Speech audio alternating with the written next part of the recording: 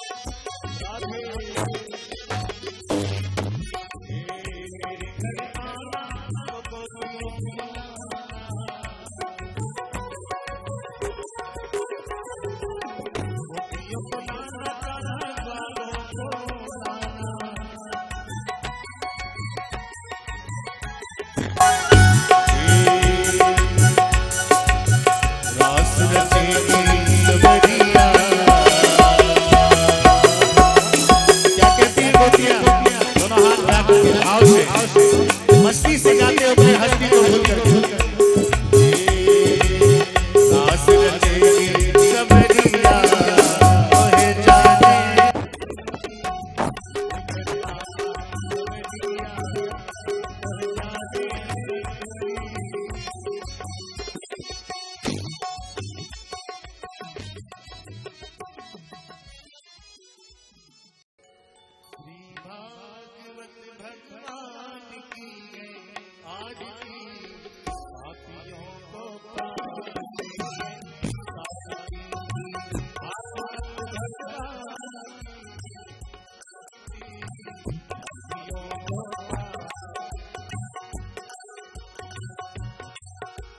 सभी लोग खड़े हो जाएंगे।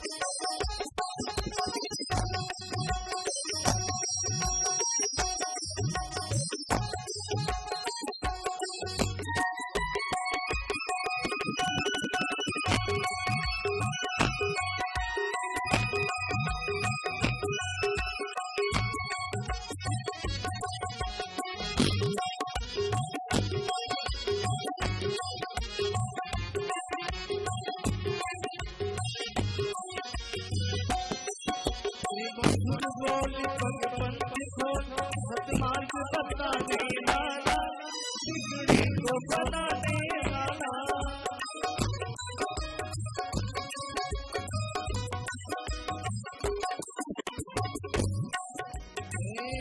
मधुर बोल पग पंथ को आसमान बताने वाला पृथ्वी को बनाने वाला श्री राम यही घनश्याम यही श्री राम यही घनश्याम यही प्रभु की महिमा आज की साथियों को भागवत भगवान की आज की साथियों को होकर क्रोध और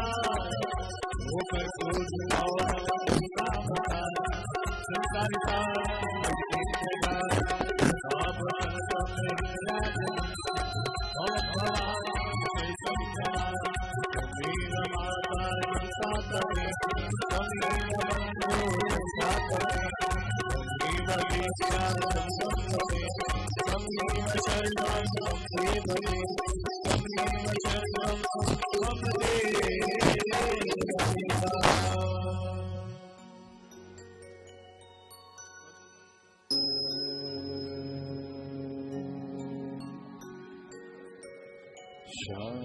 शांति शांति शांति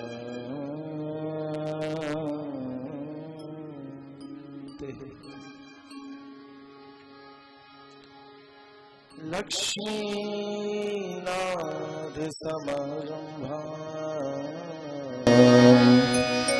नाथया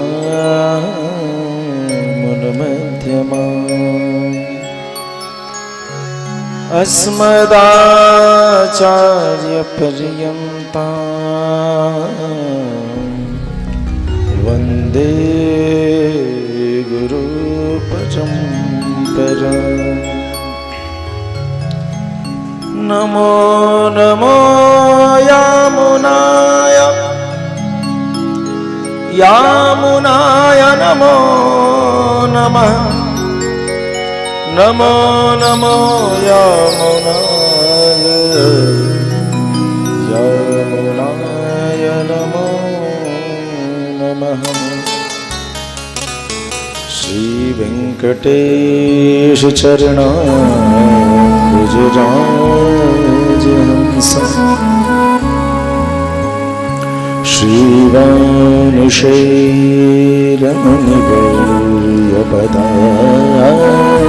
श्रीवानुशैलमुनिवर्यपदाब्जभृङ्गम्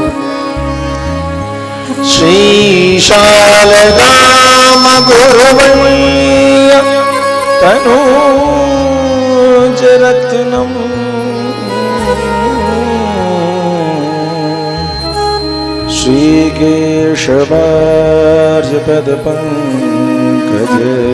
श्रीकेशवार्यपदपङ्कजमाश्रया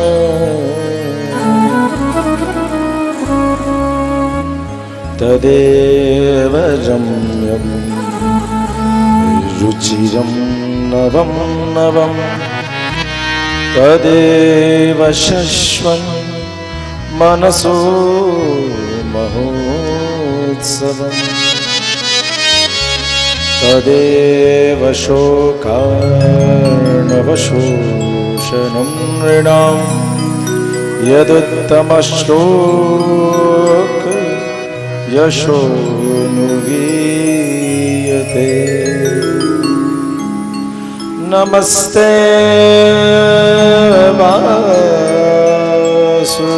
वासुदेवाय नमः संकर्षणाय च प्रद्युम्नाय अनिरुद्धाय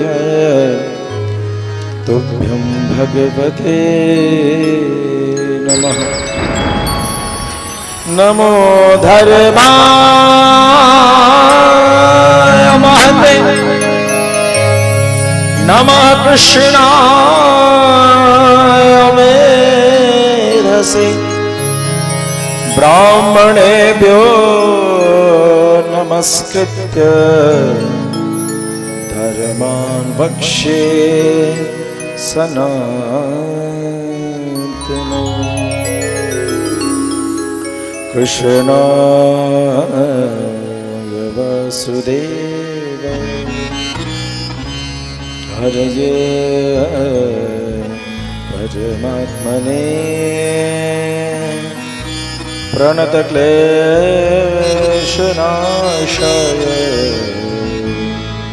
गोविन्दाय नमो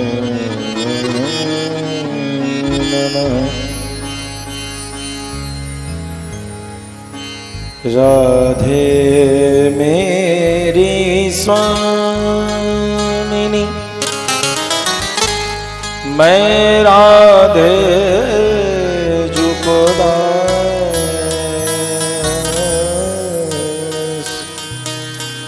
जन्म जन्म मोहि दीजिए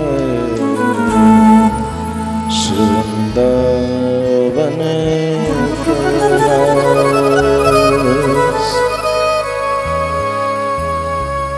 वृंदावन सोवन नहीं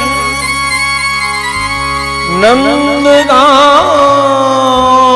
सौगांव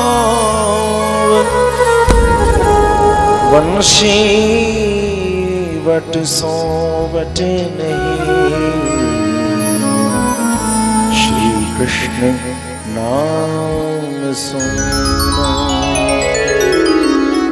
कि जय जय श्री राधा रमण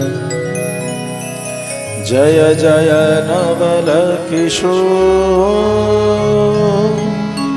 जय गोपे चित चोर प्रभु जय जय माखन चोर। प्रेम से बोलो वृंदावन बिहारी लाल के भाष्यकार श्री रामानुज स्वामी जी महाराज की जय। श्रीमान बालक स्वामी जी महाराज की जय। श्री सद्गुरुदेव भगवान की जय। श्री ब्राह्मण भगवान की श्रीमद् भागवत भगवान की जय जय श्री राधे जय जय श्री राधे जय जय श्री राधे।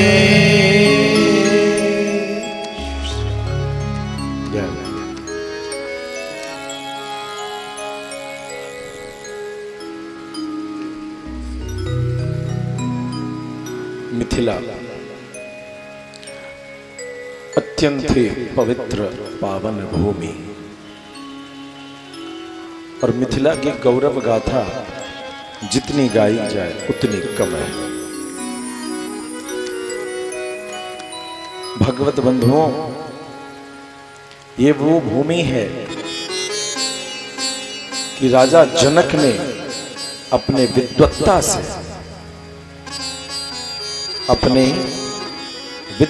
से जब रावण को हरा दिया,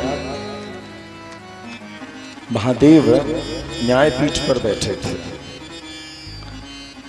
तो भोलेनाथ ने रावण से कहा कि फिर कभी मिथिला पर आक्रमण न करना। यदि तुमने आक्रमण कर दिया तो मिथिला में पैर रखते तो भस्मीभूत हो जाएगा।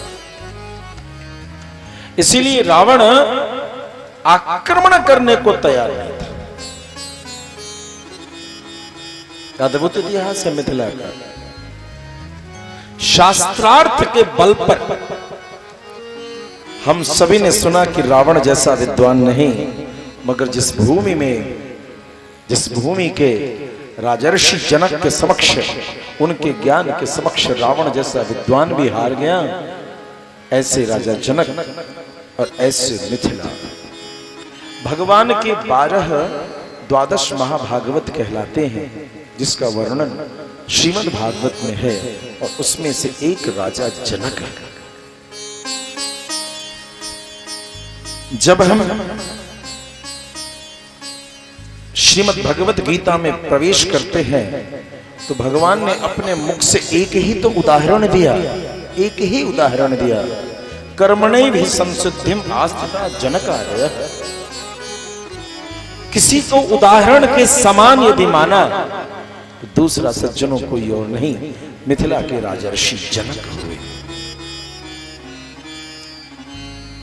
फिर कलयुग के समय में भी जब तुर्कों के आक्रमण से मिथिला को रौंदा गया और जब मिथिलेश हारे, तुर्कों ने बंदी बना दिया, तो मिथिला के कमला विमला के जल को पीने वाले एक विद्वान चल पड़े तुर्कों के बादशाह के पास। वो विद्वान दूसरी कोई नहीं, महाकवि विद्यापति थे। 14वीं शताब्दी की वो घटना जब महाकवि विद्यापति शास्त्रार्थ में तुर्कों की सभा में जाकर कहते हैं कि ऐ तुर्क, ऐ सुल्तान, तेरे यहां युद्ध सिर्फ शस्त्र से होता है, हमारी मिथिला में शास्त्र से भी होता है। अकेले महाकवि विद्यापति ने उसकी सभा में उपस्थित समस्त विद्वानों से शास्त्रार्थ में विजय प्राप्त किया, जिसके समस्त मंत्रियों पर विजय प्राप्त करके उन्होंने कहा, तुर्क, मुझे तुम्हारी राज्य नहीं चाहिए, मेरे राजा को छोड़ दो। और तब वहां से तत्कालीन राजा हरि सिंह को मुक्त करके वहां से आप शिव सिंह को मुक्त करके आप चले आए। ऐसे उद्भट अनुत्तम अनुपम विद्वानों से युक्त यह मिथिला भूमि, इसीलिए आज हम सभी के बीच में महाकवि विद्यापति की झांकी उपस्थित है। आइए महाकवि विद्यापति की रचना का गायन करते हुए हम सभी आज की कथा में प्रवेश करेंगे।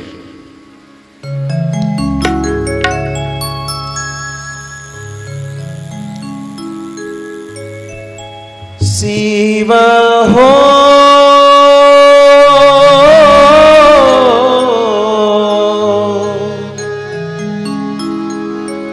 शिव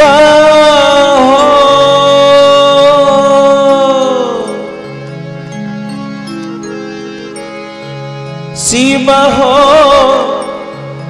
उतराव पार, कवन विधिना।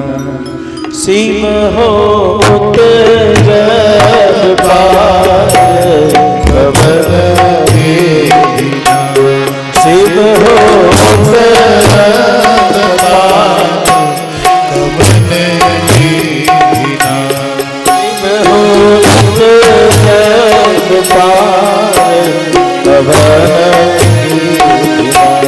शिव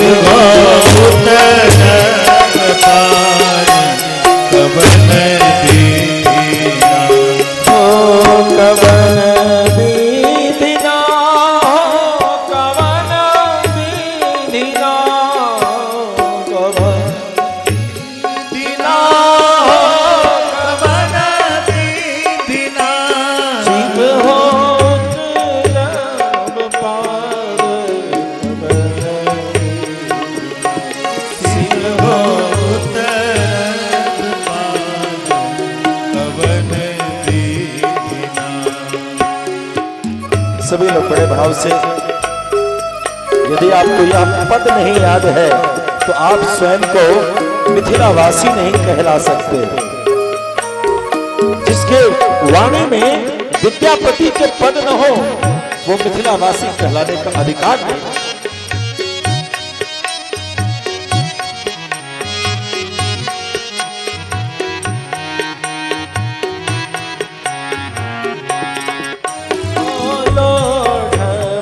कुसुम तोड़ब बेल पात, तोड़ब कुसुम तोड़ब बेल पात,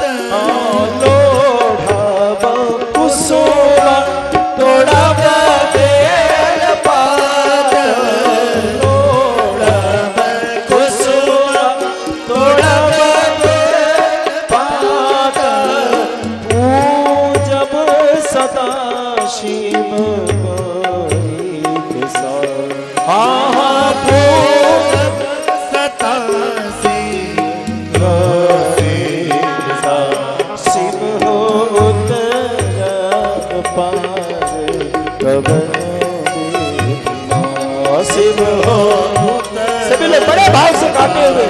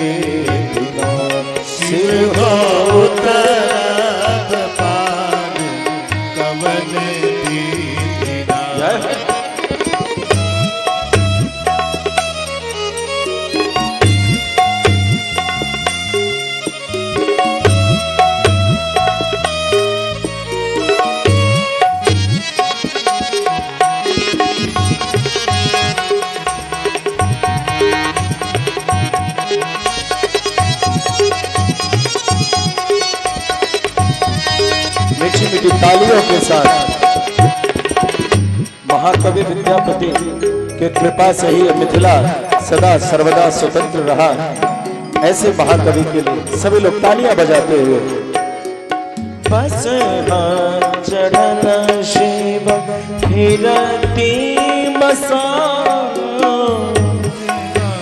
चढ़ल शिव फिरती मसा बस चढ़ल शिव फिरती मसा बस चढ़ल शिव फिरती मसा भंगिया जरछ वेदना नहीं जाए भंगिया जरछ वेदना नहीं जाए शिव हो तरब पार कवन देखना शिव हो कवन बीदिना कवन बीदिना हो कवन बीदिना हो कवन बीदिना हो कवन बीदिना हो कवन बीदिना हो कवन बीदिना हो कवन बीदिना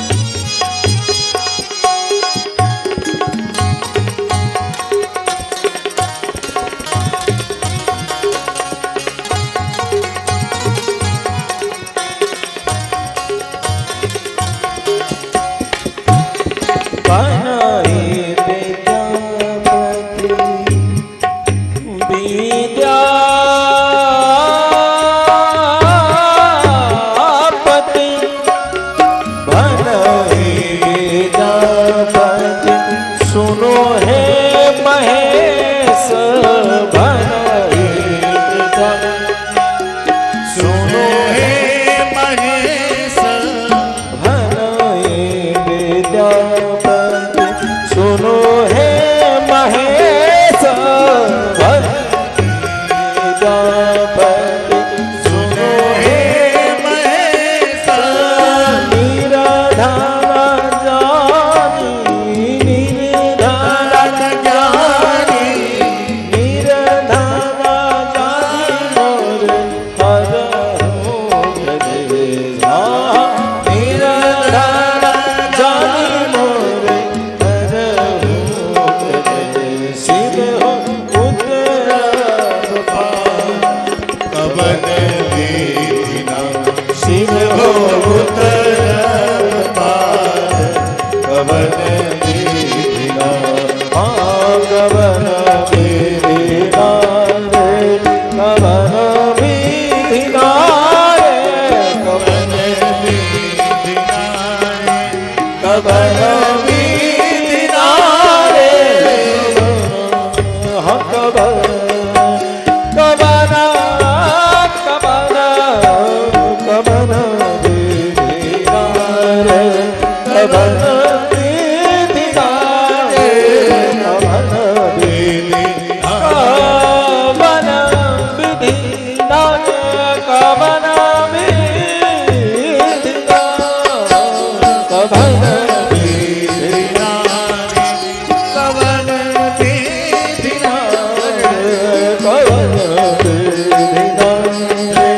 कवन विधिनारे कवन दीना हो कवन दीना कवन विधिनारे कवन विधिनारे कवन विधिनारे कवन विधिनारे कवन विधिनारे कवन विधिनारे कवन विधिनारे शिव हो उतरा पार कवन विधिनारे शिव हो उतरा पार कवन विधिनारे शिव हो उतरा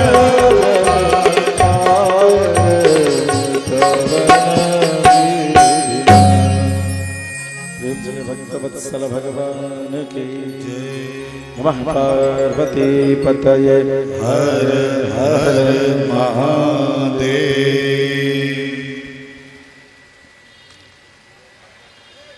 कल हम सभी ने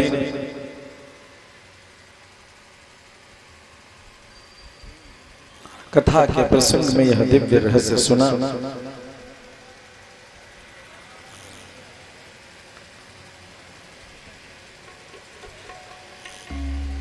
कि महाराज परीक्षित को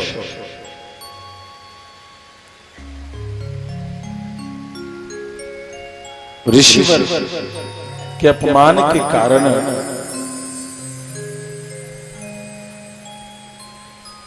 उनके पुत्र ने श्राप भगवत बंधुओं यह श्राप कहां मिला था?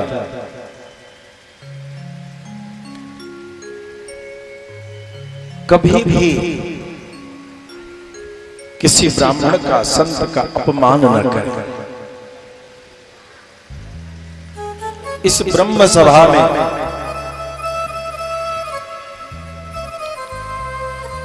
इस पौराणिक ब्रह्म सभा में महाकवि विद्यापति से मैंने इस प्रसंग को इसलिए शुरू किया कि महाकवि विद्यापति के काल से ही ये सभाएं चल रही। ये सभाएं महाकवि विद्यापति के काल से ही उसी समय से चल रही। 14वीं शताब्दी में महाकवि विद्यापति और उसी समय से प्रथा चल। कभी किसी ब्राह्मण का अपमान न करें। और ब्राह्मण सभा की एक मर्यादा है, वहां कोई छोटा और बड़ा नहीं होता।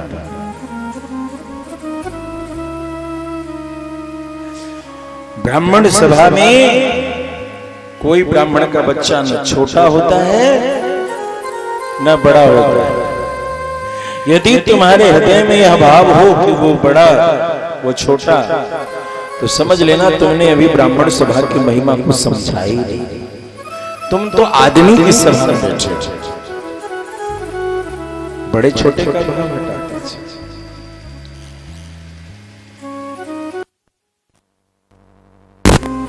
वो छोटा है, वो बड़ा है, वो शांत है, वो वाचाल है, वह चंचल है, शिकायतों से दूर रहें। दोष दो तरीके का अन्वेषण है, खोजने का तरीका। गुणान्वेषण, गुणों को खोजना, छिद्रान्वेषण, दोषों को खोजना। खोज दो की है प्यारे, या तो गुणों को खोज लो या दोषों को खोज लो। हम गिरते चले गए, गिरते चले जा रहे हैं और गिरते चले जाएंगे तब तक जब तक हम दोष खोजते हुए दिखाई देंगे। गुणों को खोजे, गुणों को खोजे। इसी कोसी नदी के किनारे कौन सी भूमि है? मिथिला। और वहीं के एक ऋषि का अपमान किया। प्रमाण कौशिक्यापस्पृश्य, कौशिकी के जल को हाथ में लेकर के वाग वज्रम विसर्ज, कोसी नदी के जल को लेकर उस ऋषि पुत्र ने श्राप दिया, हे राजा, जिस राजा ने भी मदांध होकर के मेरे मौन बैठे, मेरे समाधिस्थ पिता का अपमान किया है, उसे 7वें दिन तक्षक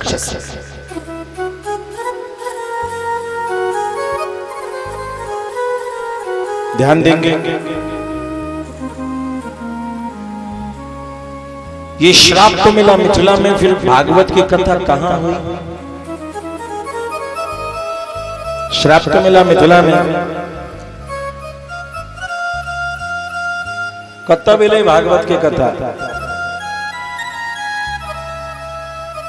नहीं मालूम।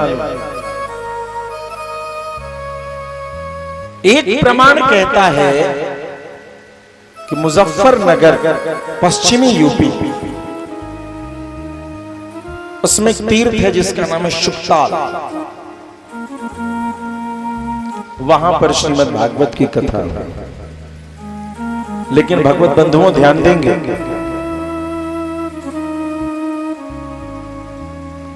हम मिथिलावासी अपनी संस्कृति से दूर न हो।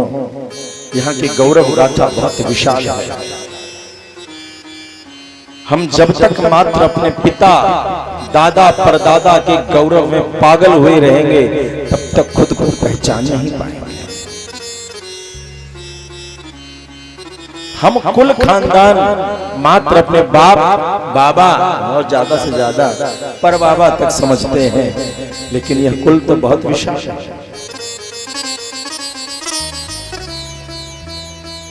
बहुत विशाल है। कुल की मर्यादा एक दो पुष्ट से तय नहीं होती। 3 पुष्ट में तो निर्धन धनवान और धनवान निर्धन हो जाता है प्यारे। तो तेरे कुल की मर्यादा 2 पीढ़ी ऊपर से तय नहीं की जाती। सैकड़ों पीढ़ी से जो चली आ रही है बातें, वही तेरे कुल की मर्यादा है। सैकड़ों कुल जनरेशन से। और ध्यान दीजिएगा, ये 800 वर्ष, एक जनरेशन को 20 साल का अनुपात कहते हैं, यानी 100 साल में 5 पीढ़ी। और 800 गुने 5 4000 पीढ़ी की ये गाथा है।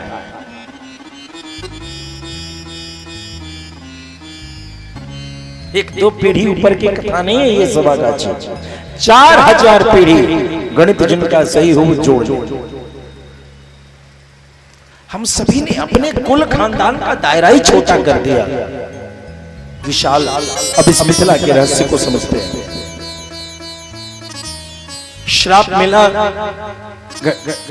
कोसी नदी के किनारे, और कथा कहां है? श्रीमद् भागवत कहती गंगा नदी के किनारे। कथा कहां हुई? गंगा नदी के किनारे। अब बताइए, 7वें दिन तक्षक को डसना है तो कथा कितने दिन? ध्यान दीजिएगा, कथा 7 दिन की हुई और 7वें दिन तक्षक को डसना। पंखा को इधर 7 दिन की कथा है और 7वें दिन तक्षक को डसना है और श्राप मिल गया है। तो क्या संभव है कि श्राप कोसी नदी के किनारे मिले और परीक्षित जी उतने दूर जाके समाधि ले? बहुत दूर है। गूगल में मुजफ्फरनगर सर्च कर लीजिए। श्रीमद् भागवत गंगा नदी का किनारा कहते हैं, और जहां कोसी और गंगा का संगम है उस जगह पर वर्तमान में एक जिला का नाम है जिसका नाम है खगड़िया। क्या नाम है? खगड़िया। खग डी, खग डी, खग का जो ठिकाना था। खग कौन? चिड़िया। चिड़िया का जो घर था, कौन चिड़िया? महामना सुखदेव जी जिस जगह बैठे गंगा नदी के किनारे। ध्यान दीजिएगा, खगडी बना खगड़िया। महामना सुखदेव जी जिस जगह बैठे उस गंगा नदी के किनारे, अर्थात यदि गंगा का वो किनारा संभवतः खगड़िया के ही क्षेत्र में कहीं होगा, जहां पर महामना सुखदेव जी ने श्रीमद् भागवत की कथा की और राजर्षि परीक्षित वहां बैठ करके 7 दिनों की कथा सुन बैठे।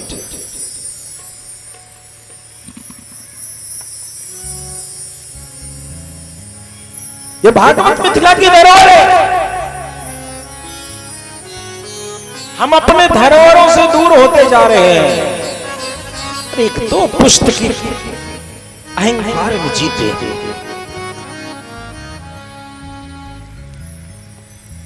महामना सुखदेव जी को बिठाया, आशा दिया, पैर हाथ धोया और धो करके महामना सुखदेव जी को प्रणाम करते हैं। प्रणाम करके कहते हैं, हे गुरुदेव, आपका यहां आना मेरे जीवन में सौभाग्य की बरसात करता है। हे गुरुदेव, यह अत्यंत सुंदर अवसर है कि आज आप हमारे बीच पधारे। गृहेषु गृह मेधिनाम, गृहस्थी शुद्ध कब होती है? जब जिस गृह में संतों का आवागमन हो। जिस घर में संतों का आवागमन नहीं होता, देवियों और सज्जनों, वो गृहस्थी कभी भी शुद्ध नहीं मानी जाती, वो पाप से भरी है, अशुद्ध से। गृहस्थी धर्म की सिद्धि है, संतों की सेवा, अतिथियों की सेवा, वैष्णवों की सेवा, दीनहीनों की सेवा। हम यदि गृहस्थी का मतलब समझते हैं कि खूब माल कमाओ, बाल बच्चा को अच्छा पढ़ाओ, मर जाए बाप तो 5 गांव में भोज कराओ। जिंदा बाप को पानी पिलाने के लिए खड़े नहीं रहे, लेकिन मर जाए तो 5 गांव को खिलाओ। लोग देखेगा तो कहेगा कि 5 गांव में भोज कराया। लेकिन जब अतिथि दरवाजे आ जाए तो सोचे कि अतिथि से कोई लाभ हानि का सौदा क्लियर होने वाला है तो बढ़िया। और नहीं तो पानियों पर आफत। प्रेम चले भक्तवत्सल भगवान की अतिथि से कोई व्यापार हो जाए तो उसके लिए तो साहब पूरा कोल्ड ड्रिंक आ रहा है, पूरे पकौड़े आ रहे हैं, पूरा मिक्सचर निमकिन बिस्कुट पता नहीं क्या क्या डालिया।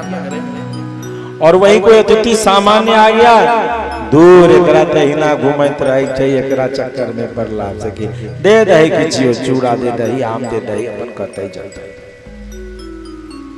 यदि ऐसा भाव है तुम्हारे हृदय में तो तुम्हारी गृहस्थी दोष युक्त है और तुम्हारा धन कभी शुद्ध नहीं है। जो उस धन से भोजन कर रहे हैं उनकी मति कभी शुद्ध नहीं।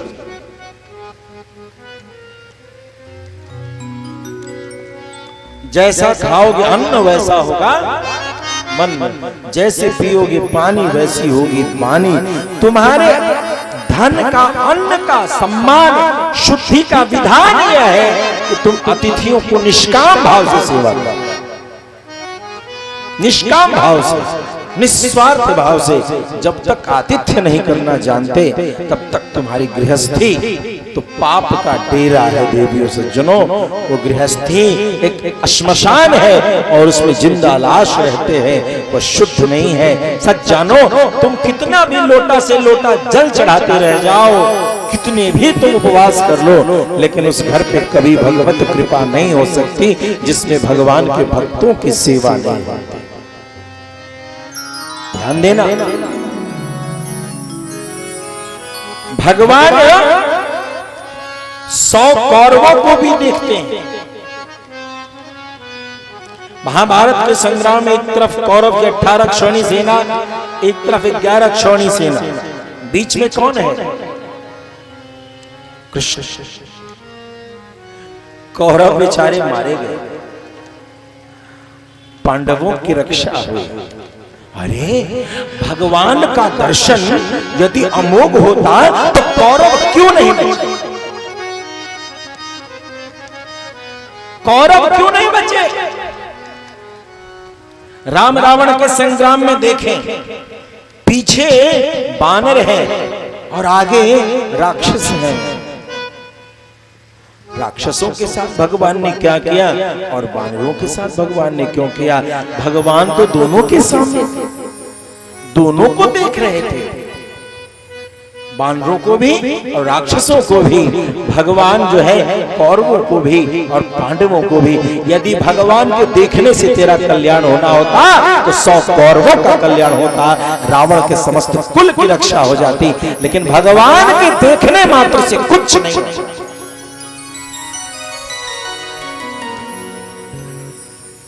भगवान के देखने से तभी तुम्हारे जीवन में कृपा होगी जब तुम्हारे हृदय में संतों के प्रति, वैष्णवों के प्रति, भक्तों के प्रति प्रेम होगा। तो सच जानो, बाली जैसा बलवान ही क्यों न हो, लेकिन रण छोड़ करके भागने वाला सुग्रीव हनुमंत लाल के साथ है। किसके साथ? सुग्रीव की पावर कहां थी? हनुमंत लाल जी महाराज के पास। सुग्रीव की चर्चा कौन करती है? माता शबरी। सुग्रीव बच गया और बाली मारा गया। गृहस्थी की शुद्धि के लिए संतों की सेवा करो, भक्तों की सेवा करो। कभी उनके लिए अपने हृदय में उपहास की दृष्टि कभी न पालना। किसी एक बार भी यदि तुमने उपहास कर दिया तो सत्य जानो तुम्हारे कई अर्जित पुण्य का नाश तत्क्षण होता है। जैसे ही तुम्हारे हृदय में संतों के प्रति, भगवत भक्तों के प्रति, वैष्णवों के प्रति यदि उपहासात्मक दृष्टि होती है। गृहेषु गृहमेधिनाम राजर्षि परीक्षित पैरों में पड़ के कहते हैं, मैं धन्य हुआ है गुरुदेव, लेकिन आप ज्यादा देर रहते नहीं हैं। बहुत बार हम लोगों से कोई आयोजन की चर्चा करते हैं तो इधर की एक समस्या है, समस्या क्या है? एक कुचेष्टा है या कल्पना की काल्पनिक इच्छा है कि महाराज जी महीना भर रहिए तो ऐसा हो। तो कहावत है न 9 मन तिल हुई है न राधा। किसी आचार्य को इतनी फुर्सत नहीं कि तुम्हारे पीछे दिमाग लगा। भारत 3200 किलोमीटर पूरब से पश्चिम, 3000 किलोमीटर उत्तर से दक्षिण बहुत विशाल है। या तुम्हें सोचना है कि क्या तुम हिंदू हो या नहीं, क्योंकि कभी भी कोई संत ज्यादा समय तुम्हारे साथ गुजारने वाला नहीं है। और तुम जो ये कहते हो कि आज ऐसा कल वैसा, कल ऐसा करेंगे, फ्यूचर टेंस। अरे जिसका वर्तमान का ठिकाना नहीं, जिसके वर्तमान में दोष है, उसके भविष्य में कितना दोष होगा कौन जाने। तुम्हारी वर्तमान बताती है कि तुम भविष्य में क्या करोगे। जिह्वा में कभी भी शेखी बगाड़ने से कोई धर्म की बात नहीं होती।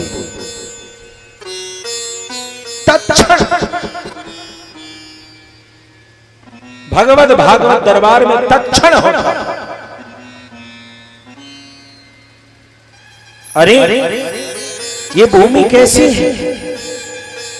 आज सभा में कोई चंपारण तरफ से कोई विद्वान आए थे, कोई ब्राह्मण आए थे। मैं आपको बताऊं चंपारण कौन है? कर्ण। कर्ण के 2 राज्य थे, एक अंग भागलपुर मुंगेर क्षेत्र और दूसरा चंपारण। ये चंपारण का राजा कौन था? कर्ण। बगल का है, थोड़ी बगल की हवा आने दो। कर्ण का क्या गुण था? एक बार की बात है, कर्ण हवन कर रहे थे और कोई ब्राह्मण आ गया, कोई ब्राह्मण अनायास आ गया। हवन चल रहा है, कृपाचार्य बैठे हैं, स्वाहा स्वाहा स्वाहा स्वाहा चल। हे दामिनी, मुझे कुछ दान दो। कर्ण ने उठाया और बाएं हाथ से एक माला लिया और उसके हाथ में। कृपाचार्य ने हवन रोका, बोले रे मूर्ख कर्ण, तुझे तनिक भी ज्ञान नहीं। गुरुदेव क्षमा। क्या तुमने दान, तुमने कुदान क्यों दिया, दान क्यों नहीं दिया? मतलब बायां हाथ से दिया हुआ दान कुदान होता है, इसका तुझे फल नहीं मिलेगा। कर्ण ने क्या कहा? गुरुजी, यह मन बड़ा चंचल है, ये मन बहुत ही चंचल है। मैंने इस ब्राह्मण को जैसे देखा तो मेरे मन में भाव आया कि मैं इसे ये दान दे दूं। इधर आप हवन करा रहे हैं तो दायां हाथ मेरा व्यस्त है। यदि आपको रोकता हूं तो आचार्य की अवज्ञा, आचार्य को कैसे रोकूं, गुरुदेव को कैसे रोकूं, उस दोष को प्राप्त करता। तो मुझे लगा कि गुरुदेव को रोकना ठीक नहीं है, उससे अच्छा है कि इस बाएं हाथ से ही दान दे दो, क्योंकि कब हवन रुकेगा और कब मैं दान करूंगा, तब तक शायद मेरा मन उस मणि के माला में ऐसा चिपक जाता कि अभी तो मैंने सोचा कि मणियों का हार दे दूं, लेकिन उस समय शायद मेरे मन में कृपणता आती और मैं एक दाना, एक मोती, एक रत्न दे बैठता। दान का फल मिले न मिले, कर्ण की प्रवृत्ति में दान करना। इसी चंपारण के राजा कर्ण, प्रेम से भक्तवत्सल भगवान की। चंपारण फोन घुमा लीजिएगा, पूछ लीजिएगा कि तुम्हारे राजा का नाम क्या है। सब अभी के सांसद और विधायक का नाम रट के सूखा तोता जैसा बता देगा। हमें अपने इतिहास को जानना पड़ेगा। खैर, महामना सुखदेव जी को प्रणाम करके अतः पृच्छामि संसिद्धिं योगिनां परमं गुरुं पुरुषस्य यत्कार्यं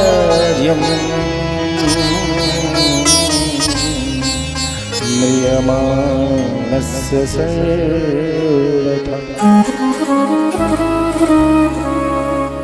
अतः पृच्छामि संसिद्धिं योगिनां परमं गुरुं। हे योगियों के परम गुरु, गुरु मुनि नाम, ये किसकी कथा है, किसका उपदेश है? तो मुनियों का गुरु जो है उनका उपदेश है। और यहां कहते हैं योगी नाम परमम गुरु, योगियों के परम गुरु। ये किसी सामान्य आचार्य या विद्वान का उपदेश नहीं है। पता है, जब भगवान इस धरती पर आने लगे तो भगवान ने श्री राधिका रानी की ओर देखा। श्री राधिका, मैं अब धरती पर जा रहा हूं, समय आ गया है। तो राधा रानी ने बोला तो आप भी चलो। तो मैं तो जाऊंगी, लेकिन मैं ऐसे नहीं जाऊंगी। तो कैसे? मेरा एक तोता है, बड़ा प्यारा। यदि इस तोते को भी धरती पर उतरने का रास्ता बना दो तो मैं भी चली जाऊंगा।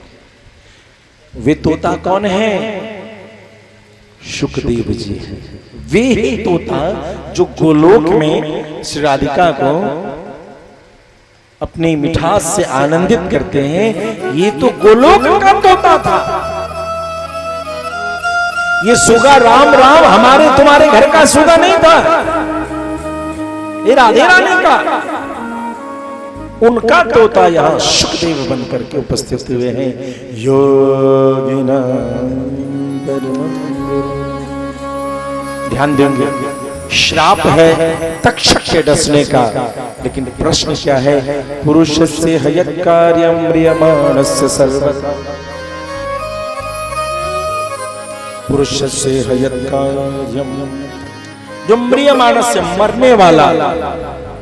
प्रेम से भक्तवत्सल भगवान के जय। म्रियमाणस्य सर्वथा, जो किसी भी प्रकार से मरने वाला क्यों ना हो। हमारे बीच में प्रयागराज से हमारे फलित ज्योतिष के अच्छे आचार्य विद्वान उपस्थित हुए हैं। आप उनके पास जब कुंडली दोगे तो कहेंगे तुम आग में जल के मरोगे, तुम रोड एक्सीडेंट में मरोगे, तुम जहर से मरोगे, तुमको दुश्मन मारेगा, तुम ऊंचे से गिर के मरोगे, तुम हार्ट अटैक से मरोगे, कि टीबी से मरोगे, कि कैंसर से मरोगे। न पूछता कैसा जीबै, जीबै के ठिकाना, मरे के रास्ता भी बता देते हैं हमारे ज्योतिष लोग ऐसे। तो कैसे भी मरोगे। पुरुषस्य हयत् कार्यम, हमारे महाराज परीक्षित अपने लिए नहीं पूछते देवी सज्जनों कि जो सांप के कटे से मरेगा वो क्या करे ना। प्रश्न ये नहीं है जो कैसे भी मरे, क्योंकि सभा में जितने भी ऋषि मुनि संत थे सब मरने वाले। अरे राजा जो वो है जो सबकी चिंता करता है। इस दुनिया में राजा बहुत होते हैं, लेकिन आपको पता है सदैव आपके मुख से एक बात निकलती है संतों के प्रति, वैष्णवों के प्रति। महाराज जी राम राम, क्या निकलता है कि नहीं? महाराज जी प्रणाम, महाराज जी ऐसा, महाराज जी वैसा। अरे कई बार तो महाराज जी बिना झोलिए वाला कपड़ा पहने रहते हैं, बिना जेब वाला, लेकिन महाराज कहे क्या भैया? प्रेम जुले भक्तवत्सल भगवान की। एक महंत जी थे, उनको पकड़ के महंती दे दी गई। कुंभ में हम लोग रात्रि में अकेले बात कर रहे थे, रात का 1 बज रहा था, अलावा जल रहा है। आग घूरा उसको सेक रहे हैं, कोई आने वाला है उसकी प्रतीक्षा में। हमने पूछा महाराज जी कुछ हास्य की चर्चा चलते चलते उन्होंने कहा महाराज ये महाराज शब्द तो ऐसा बना, सुने थे कि महंत बनने से बड़ा ऐशो आराम है, महाराज बनने से बड़ा ऐशो आराम है, और महाराज कपार बन गए चौकीदार। चौकी पर बैठे हुए हैं, आग जल रहा है, रसोईया सो गया, भंडारी सो गया, पुजारी सो गया, जिसके रिश्तेदार आने वाले हैं वो भी सोया हुआ है। जगह है कौन जिसको दिन भर सब कहेगा महाराज जी प्रणाम। हम महाराज जी हैं कि चौकीदार है, सब सुत गया है। गुरुजी ठंडा बहुत लग रहा है, आने में देर, जाओ जाओ जाओ सो जाओ सो जाओ सो जाओ सो जाओ सो जाओ सो जाओ। अब गुरुजी आग लगा के ठंडा में ठिठुर रहे हैं कि बचवा सब मेला तो 12-15 किलोमीटर का होता है, नया शहर नया रास्ता, किधर क्या पकड़ पकड़ के कभी कभी 1-1 किलोमीटर जाना पड़ता है। भैया वहीं रुक जाओ, आगे बुलाते हैं तुमको। महाराज किस लिए? धन के होने से कोई राजा नहीं हो सकता, कोई महाराजा नहीं। राजा का गुण है अपने अनुयायी, अपने साथ में रहने वालों को जो रंजन आनंद दे दे वही राजा है, वही जो तुम्हें सुख दे दे, जो तुम्हारे दुखों का सौदा करने को तैयार हो। प्यारे राजा वो है, महाराजा वो है, धन से कोई राजा नहीं। और इसलिए राजर्षि ऋषियों ने पर सब कुछ त्यागने पर भी राजा का गुण दिखाते हैं कि मुझे सबकी चिंता है, कैसे कोई भी मरने वाला क्या करे। यच्छ्रोतव्यम अथोचप्यम यत्कर्तव्यम वो क्या सुने, ध्यान दीजिएगा, क्या करें और क्या दूसरा सवाल है क्या सुने। अथो जप्यम क्या जपे, माला लेकर के गट गट गट क्या क्या यत् कर्तव्यम प्रभु स्मर्तव्यम भजनीयम वा स्मर्तव्यम किसका स्मरण करे, याद किसको की जाए, किसकी याद की जाए, किसका भजन किया जाए, किसका गुणगान गाया जाए, और यद्वा विपर्ययम् और किसका त्याग कर दिया जाए। छोड़ने योग्य क्या है, जप करने योग्य क्या है, भजन करने योग्य क्या है, सुनने योग्य क्या है, मुझे बताइए। गुरुदेव क्षमा चाहता हूं, मैं जानता हूं गौ तो है मात्र। देखिए जो धर्म प्रचार में आगे बढ़ना चाहते हैं, सारे युवक ध्यान दें। आपने समाज में क्या सुना वो सामाजिकता है, और सामाजिकता 2-4 पीढ़ी वाली है, वो डपोर संघों की भाषा है। शास्त्र क्या कहता है, धर्म प्रचारक को उतनी ही देर किसी के दरवाजे पर रहना चाहिए जितनी देर में गोदोहन मात्रम, गाय को दोने भर जितनी समय हो कि वह दू करके गाय का दूध दे, उतनी ही देर किसी धर्मोपदेशक को किसी के पास भी जाए भी तो उतनी ही देर के लिए जाए, इससे ज्यादा क्या आवश्यकता नहीं। क्यों? क्योंकि सोए को जगाया जा सकता है, लेकिन कैसे ना अपना गबदी मारल के जगाना ही बुड़बक है। जो गबदी मार के अंठिया के सुतल होए ओकरा बुड़बके जाई छे जगह देखलक कि गबदी माले दूर ओकरा सुते थे, जगाया सोए हुए। अर्थात जिसके हृदय में धर्म की अलग होगी वो स्वतः सेवा में उपस्थित होगा, और नहीं होगी इसका मतलब है उसके माथे पर पाप का बोझ बहुत ज्यादा है। कुछ समय उस पे दया का, वो दया का पात्र है। जो उपस्थित होकर उत्सुकता के साथ सेवा के लिए आगे बढ़ने की तत्परता न हो। जब कोई अतिथि आए और पता चले कि घर में कोई लेटा है तो समझ जाना इसके घर में अब दुर्भाग्य ने डेरा डाल दिया है।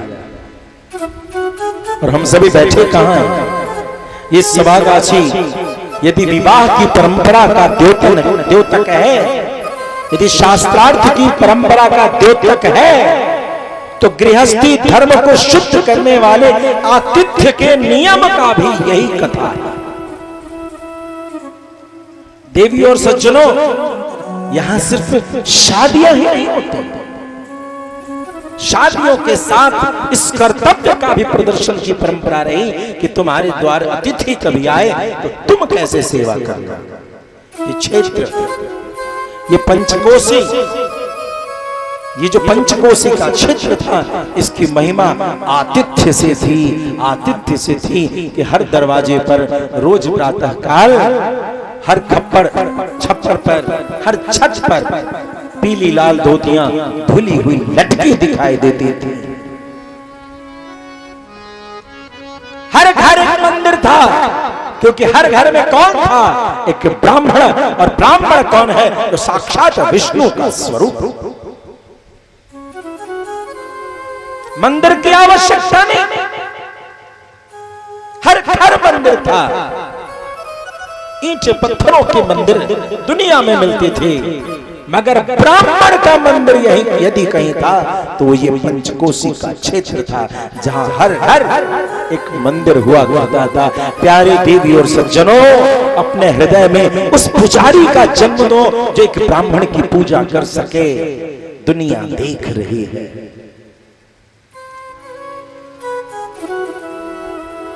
किसका त्याग करे, किसका भजन करे। महामना सुखदेव जी मुस्कुराने लगे। वरीयाने शिते प्रश्न कृतो लोकहितो नृप आत्मविद सम्मतः पुंसां श्रोतव्यादिषु यः परः। राजन, तुमने बहुत अच्छा प्रश्न पूछा है। वरीयानेशति प्रश्न, जिनका संस्कृत में थोड़ा भी प्रवेश हो वो इतना तो जानते हैं कि प्रश्न शब्द का मतलब एक वचन होगा, लेकिन प्रश्न पूछे गए 6। प्रश्न कितने पूछे गए? 6। उत्तर में महामना सुखदेव जी कहते हैं वरीयानेशते प्रश्न, तुम्हारा प्रश्न 1 है। अब ये 6 को 1 कैसे कर? क्यों? क्योंकि उन 6 प्रश्नों का उत्तर एक ही जगह से, चूंकि प्रश्न अलग अलग है। कई बार प्रश्न पत्र में जो एक्सरसाइज बना होता है मैथमेटिक्स में, किसी एक ही फॉर्मूले पर 10 क्वेश्चन रहता है। क्वेश्चन 10 रहता है, लेकिन फॉर्मूला एक है जो सभी का उत्तर दे देगा। तो हमें 6 प्रश्न दिखते हैं, लेकिन शिक्षक उसमें बस एक ही उत्तर देखता है कि वह सूत्र, अर्थात जीवन के अध्यात्म के कितने भी प्रश्न क्यों न हो, उत्तर एक है। इसीलिए इसको एक उत्तर होने के कारण वरीयानेशते प्रश्न कृतो लोकहितो नृप। प्रेम से भक्तवत्सल भगवान की। काहे छै अपना है मुंह में दही जमल है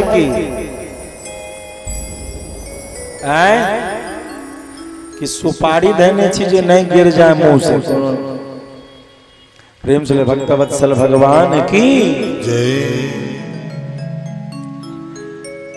एतावान सांख्य योग्याभ्याम स्वधर्म परिनिष्ठया जन्मलाभः परपुंसाम् अन्ते नारायण स्मृतिः। एतावान सांख्य योगाभ्याम स्वधर्म परिनिष्ठया, अपने धर्म में निष्ठित जीवन जिए। आपका जन्म जिस धर्म में हो उस धर्म में जिए। लेकिन दुख किस बात का है, आए स्वयं को हम ब्राह्मण हैं लेकिन माथे पर तिलक भी नहीं है। हम ब्राह्मण हैं, शिखा भी साफ है। हम ब्राह्मण हैं, शरीर पर यज्ञोपवीत भी है। एक बार कहीं पर चर्चा चल रही थी कि मैं बड़ा ब्राह्मण और वो छोटा ब्राह्मण, संयोग से मैं भी वहीं था। बहुत बड़ा गांव है, नाम नहीं बोलूंगा। मैं वहां था, मैंने देखा 80 साल का बुड्ढा shirt pant coat tie belt पहन करके एक ब्राह्मण का बच्चा वहां गया था 15 से 16 साल का, जो धोती और जो शिखा तिलक से युक्त था, उसको कह रहा था आहा तो हमरा सामने बउए ने छियो। मुझे हंसी आई। मैंने कहा बउआ तो आप हैं, ये तो आपका बाप से भी बड़ा निकल गया। अरे ना के ना कह देली हमर उम्र 75-80 साल, एकर उम्र तो है लेकिन आपके अकल का उम्र कम है। 75-80 में भी बूट पैंट जूता कोट टाई है। वो 15 साल के ब्राह्मण को पता है कि वह ब्राह्मण है,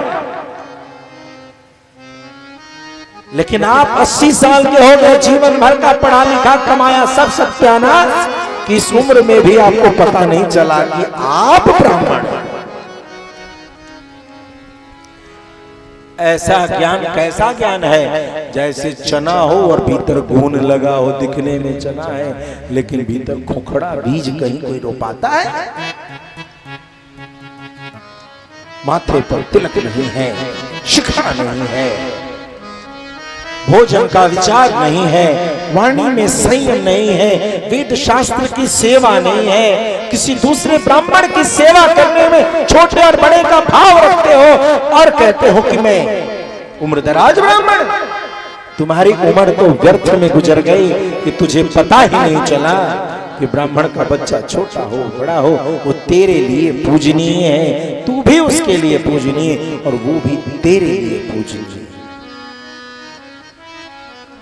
प्रेम चले भक्तवत्सल भगवान जन्म लाभ परहंसा, जन्म लाभ परहंसा अन्ते नारायण स्मृति। इस जीवन का तो लाभ यही है कि अंत में भगवान की स्मृति हो जाए, अर्थात जब अंतिम बेला आती है तब भगवान के स्मरण हो तो ही समझना जीवन भर का किया हुआ जप तप नेम आचार सिद्ध हो गया। यदि ऐसा नहीं हो पाता है तो समझ लेना सारी चीज व्यर्थ हो गई। और एक भाव, इस अंत का मतलब कई बार कुछ दार्शनिक लोग जीवन की अंतिम घड़ी कहते हैं, लेकिन कुछ दार्शनिक लोग वैष्णव रसिक लोग कहते हैं अंत का मतलब अंतस्थिति। हृदय में यदि भगवान की स्मृति बैठ जाए तो समझ लेना कि तुम्हारे जीवन का, तुम्हारे जन्म का लाभ तुम्हें मिल गया। तुम्हारी याद आती है बता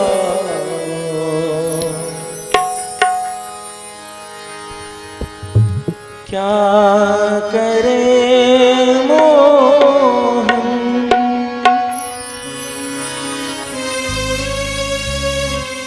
तुम्हारी याद आती है बताओ क्या करें मोहन, तुम्हारी याद आती है बताओ क्या करे तुम्हारी याद आती है बताओ क्या करे मोहन, तुम्हारी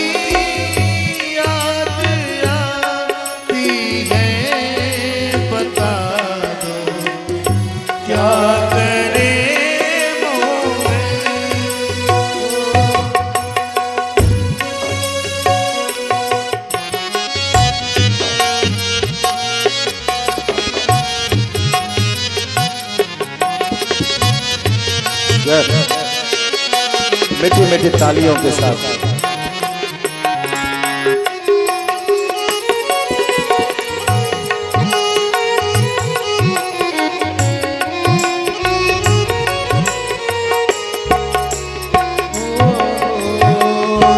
सुबह और शाम आती है, रात भर वो रुलाती है। सुबह और शाम आती है, रात भर वो रुलाती है। सुबह और शाम आती है, रात भर वो रुलाती है। सुबह और शाम आती है, रात भर वो रुलाती है।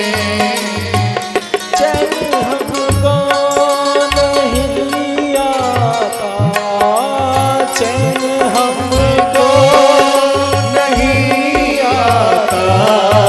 बताओ क्या करे मोहन, तुम्हारी याद आती है। बताओ क्या करे मोहन,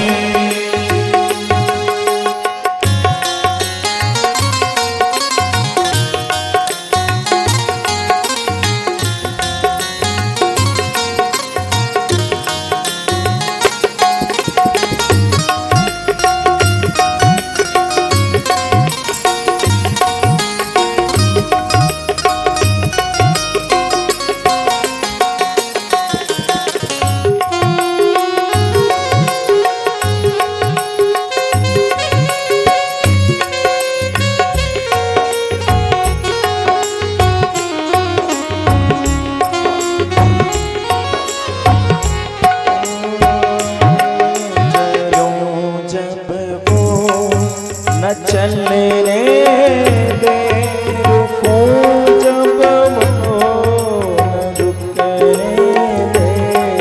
चलो जब वो न चलने दे रुको ओ दर्दने दे। चलो जब वो न चलने दे, रुकूं जब वो न रुकने दे। चलो जब वो चलने दे, जब ओ न रुकने दे। मिलो और सनम मिलने दे, मिलो और मिलने दे। बताओ क्या करे मोहन, तुम्हारी याद आती है। बता दो क्या करे मोहन,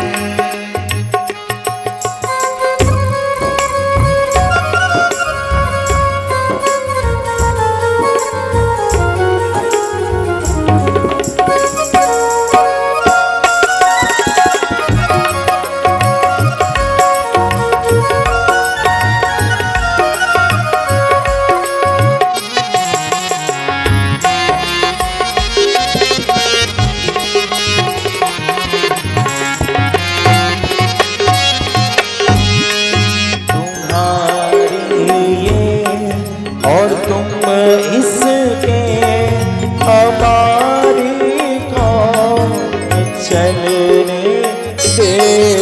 तुम्हारे याद तुम्हें हमारे कौन चलने तुम्हारी और तुम इसके हमारी कौन चलने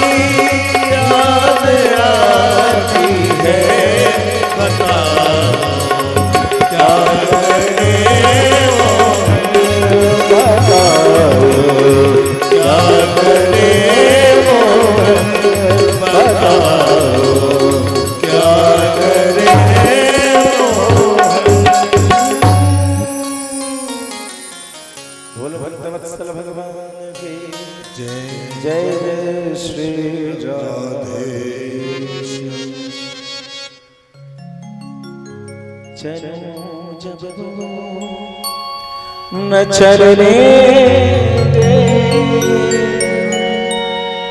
रुकूं जब वो न रुकने दे, मिलूं औरों से न मिलने दे, बता दो क्या करे भैया। सहज न जानो सांवरिया की प्रीति। अयोध्या में एक महाराज जी थे, हनुमत निवास पीठाधीश्वर अभी भी हैं। हमेशा बगल में बैठा करके बोलते थे, महाराज जी ये मंत्र याद कर लीजिए, जब भी कभी अपमान लगे किसी ने अपमान कर दिया, लगे किसी ने धोखा दे दिया, तो इस मंत्र को बोल लीजिए। और मेरे साथ जब भी कभी कोई बैठते हैं तो मैं उनको भी ये मंत्र याद करा देता हूं। बड़ा अचूक मंत्र है।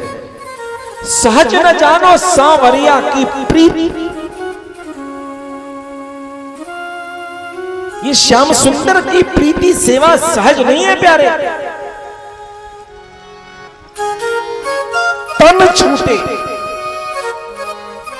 इस शरीर को कष्ट होता ही होता, इस शरीर को कष्ट होता ही होता। सब रूठे, तन छूटे, सब रूठे, सब आपसे नाराज भी हो जाते हैं। और आप सोचते रहते हैं, भैया मैंने क्या इसका बिगाड़ लिया कि मुझसे नाराज हो गया। आपको पता नहीं चलता। तन छूटे, सब रूठे, छूटे जगत की रीति, सहज न जानिए सांवरिया की प्रीति, सहज न जानिए सांवरिया की प्रीति। जब अपमान होता है तो मन करता है यहां से चल चलो, लेकिन तभी फिर ध्यान आता, अरे नहीं मेरे गोविंद की कथा है। आग लगे सारी बस्ती में, हम तो हमारी मस्ती। फिर गोविंद का ख्याल आया, अरे मैं चला जाऊंगा तो मेरे गोविंद का क्या होगा। और जब बैठो तो फिर वही अपमान, चलूं जब वो न चलने दे। और ये कोई कथा नहीं, तो धर्म युद्ध है। अधर्मी विधर्मी सामने खड़े होकर के कुछ ऐसी बात बोल रहे होते हैं कि लगता है अपमान का जीवन है। कई बार भगवान की सेवा में जो आते हैं, अंतिम में यज्ञ में कान पकड़ के उठा बैठा करते हैं कि आज के बाद कान पकड़ते हैं कि कभी यज्ञ में हाथ लगाए। क्यों? क्योंकि भगवान की सेवा सुलभ नहीं है प्यारे।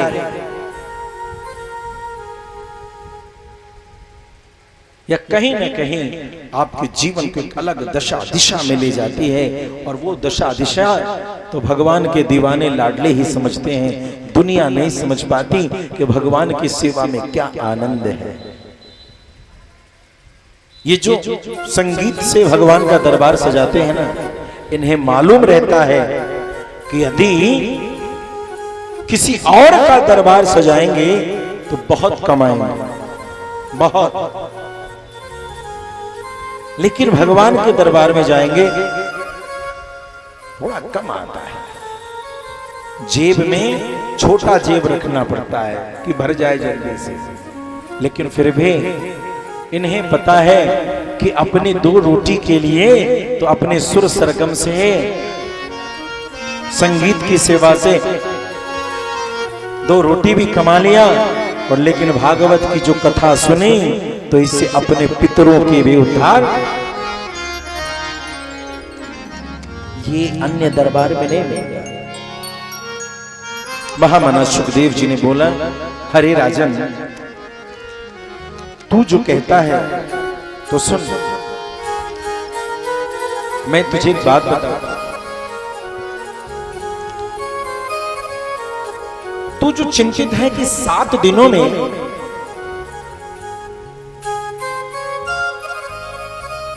तेरा क्या होगा, एक मुहूर्त राजर्षि खट्वांग को पता चला कि तुम एक मुहूर्त बाद मरने वाले हो। राजर्षि खट्वांग ने तुरंत सब कुछ छोड़ा और एक आचार्य के पास चले गए। गुरुदेव सत्संग करा। क्या करने चले गए? जब मौत सामने आई तो क्या करने चले गए? एफडी तोड़ करके अपना इलाज के चक्कर में नहीं। जब पता चल गया, डॉक्टर ने कह दिया he is going to be no more, अब मैं कुछ नहीं कर सकता, तो नहीं नहीं और बड़ा और बड़ा और बड़ा और बड़ा और बड़ा, पता नहीं जी के क्या करेगा। राजर्षि खट्वांग को पता चला, तत्क्षण त्याग दिया और कहा गए, आचार्य के पास गए, संत के पास गए, गुरुदेव मैं मरने वाला हूं। अच्छा कुछ उपदेश। उस मुहूर्त भर की भगवत सेवा से उनकी गति परम गति हुई। देवी और सज्जनों, सच जानिए, जीवन भर भगवत भजन से मुक्ति नहीं मिलती। ये किसने कह दिया कि जीवन भर भजन करो तो मुक्ति मिलेगी? ना, बारक एक राम भव तरह, सत्यम इति शिवम इति सुंदरम। महादेव की स्याही लगे इस फॉर्मूला पर। बाबा विश्वनाथ ने स्याही मारी है रामचरितमानस पर, वो प्रमाण है। और वो प्रमाण क्या कहता है? बारक एक राम भव तरह, एक बार राम बोल देने से ही मनुष्य जीवात्मा भव सागर को। प्रेम चले भक्तवत्सल भगवान की। ये जय जय जो बुलाते हैं राधिका रानी का नाम, वो इसलिए बुलाते हैं कि पता नहीं तुमने कितने जन्मों का पाप अपने कपार पे भर लिया। एक बार जो है श्री राधिका रानी का नाम बोलने से करोड़ों जन्म की पाप का नाश होता है।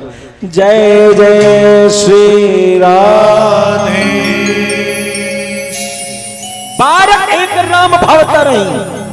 आचार्य इसीलिए बीच बीच में आपसे भगवत नाम बुलाते हैं कि आपके उद्धार के लिए तो मेरे राधे रानी का, मेरे राम प्रभु का एक नाम काफी, एक बार नाम। तो फिर कहते हैं कि तो फिर ये नवा सीताराम सीताराम सीताराम क्या जरूरत है? जीवन भर हरे राम राम राम हरे हरे, हरे कृष्ण कृष्ण कृष्ण हरे हरे, हरे राम राम हरे हरे, कृष्ण कृष्ण कृष्ण हरे हरे। संकीर्तन की क्या आवश्यकता है? अब तो मुझे मोक्ष मिल गया। ये भैया एगो बाबू का पेड़ लगा देते हैं, किसी का बाप पेड़ लगा देता है आम का। आम पका हुआ जब मिलता है टप दे गिरता है, और उसको जब खाते हैं तो क्या कहते हैं, ये हमारे बाबूजी लगाए थे और कंधा पे लेकर के आते थे तो हम पानी पटाते थे, ये वही आम है।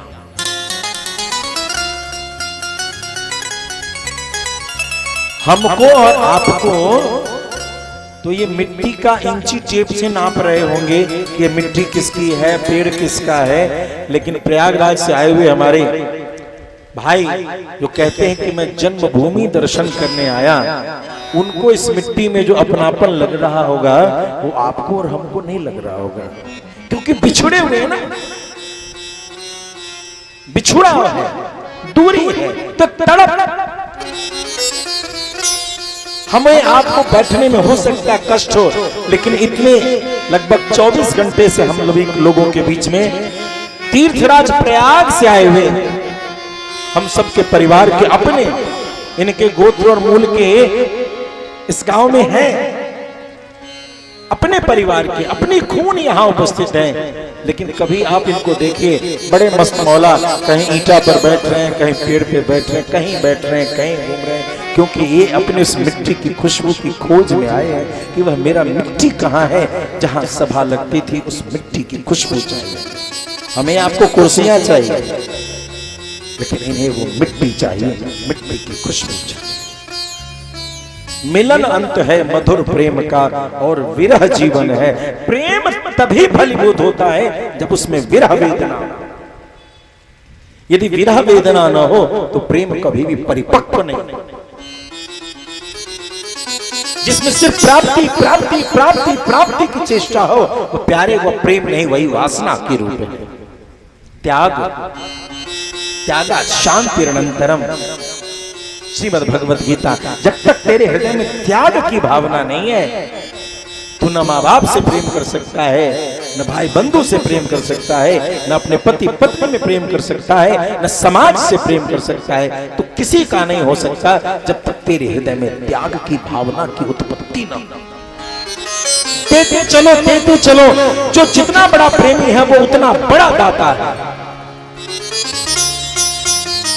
और जो प्रेम से शुष्क हृदय है वो लेते चलो, लेते चलो, लेते चलो, लेते चलो। अपने अहंकार की पूर्ति करता है और कहता है कि मैं अपने परिवार की पूर्ति के लिए इस अर्जित धन को और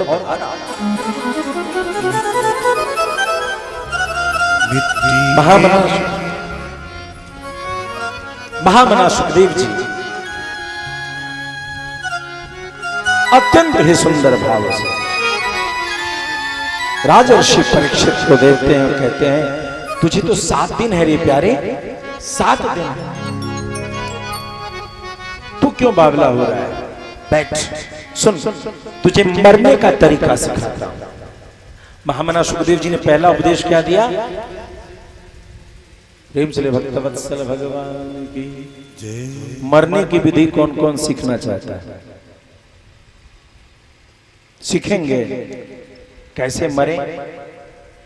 वो जो विधि महामना सुखदेव जी ने बताया उसको मरने के बाद हम लोग करते हैं। देखिए, जो मरने से पहले करना था वो मरने के बाद कराई जाती है, छोड़ा नहीं जाता है, वो कराया जाता है। वो क्या विधि है? जाओ किसी नदी में स्नान करो। ध्यान दीजिएगा, लाश को क्या कराते हैं? नदी में कराते हैं कि नहीं? ये पहले करना था, नहीं करोगे बाद में कराया जाएगा। प्रेम से भक्तवत्सल भगवान की नहा ले जाके गंगा जमुना में, बागमती में। जब लगे कि मृत्यु है तो बेटा को कहो चलो अब नहला दो मुझे। किसी पवित्र नदी में स्नान करे और स्नान करके क्या करे? कुशासन पर बैठे। कुशासन पर बैठ करके ईड़ा पिंगला सुषुम्ना, जो हमारे यदि कोई श्रोता हो जो निरंकार के उपासक हों, ध्यान योग के उपासक हों, उन्हें इन शब्दों को समझने में सहूलियत होती है। योग दर्शन में ईड़ा पिंगला सुषुम्ना 3 प्रमुख नाड़ियां हैं। ईड़ा पिंगला को जब हम बैलेंस कर लेते हैं, संतुलित कर लेते हैं, तो सुषुम्ना जागृत होती है। तो प्राणायाम के माध्यम से प्राणापानो समं कृत्वा प्राणायाम परायणः। श्रीमद् भगवत गीता हमारे प्रोफेसर साहब नित्य कुछ पाठ करते रहते हैं, तो उनको ये श्लोक समझ में आएगा। प्राणापानो समं कृत्वा प्राणायाम परायणः। जाओ वहां जा करके प्राणायाम करो परीक्षित। प्राणायाम करके अपने श्वास की गति को नियंत्रित करो। संपूर्ण इंद्रिय के व्यवहार को संकुचित करो, त्याग करो।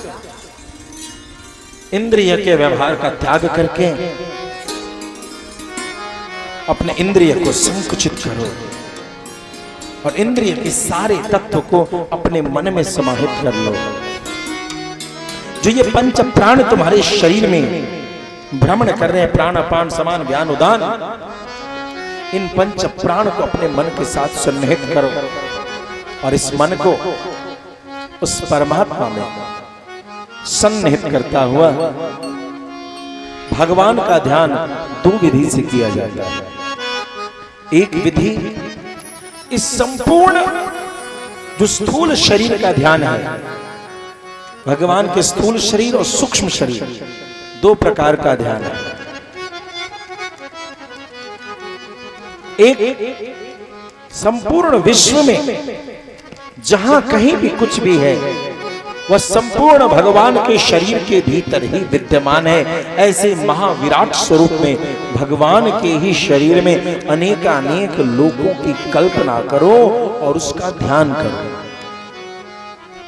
यह भगवान के स्थूल शरीर का ध्यान। भगवान के सूक्ष्म शरीर का ध्यान कि भगवान के मूर्ति विग्रह को ध्यान करो, उनके शरीर के एक एक अंग का ध्यान करो। इतना ध्यान करो कि वह अंग स्पष्ट दिखने, देखते जाओ देखते जाओ। भगवान के कभी गाल को देखो, भगवान की कभी तिरछी चितवन से युक्त आंखों को देखो, भगवान के ललाट पर लगे हुए तिलक का दर्शन करो, भगवान के भ्रिकुटी जो धनुष की आकृति की है उसका दर्शन करो, भगवान के लंबे घुंघराले सहस्त्र कुंतलम हजारों बार जिसमें लपेटे का दर्शन हो, ऐसे सहस्त्र कुंतल भगवान के काले घुंघराले बाल का दर्शन करो। भगवान के शंख की आकृति, शंख की आकृति क्या होती है? नीचे पतला ऊपर मोटा, तो ये निकला हुआ है। शंख की आकृति के गर्दन का ग्रीवा प्रदेश का दर्शन करो, भगवान के कंधे, भगवान की भुजा, भगवान की केहनी, भगवान की एक एक अंगुली का दर्शन करो और इस प्रकार से हर एक अंग को धारणा विधि से उसमें अपने मन को धारो, समाहित करो। इसी प्रकार से ध्यान करते हुए तुम इस संसार का त्याग करो।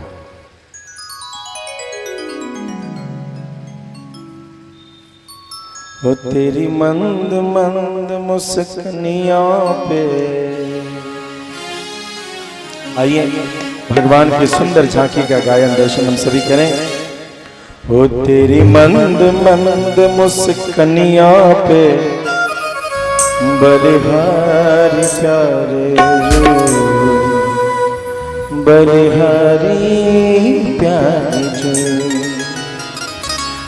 बोल श्याम सुंदर भगवान की।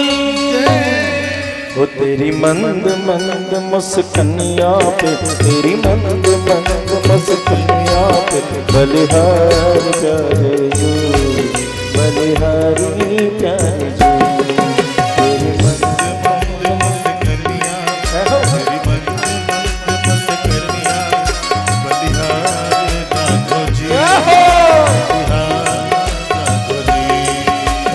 प्यारी मतबारी तेरी प्यारी सी मुस्कानियों पे, तेरी प्यारी सी मुस्कानियों पे बलिहारी प्यारे जो, बलिहारी प्यारे जो।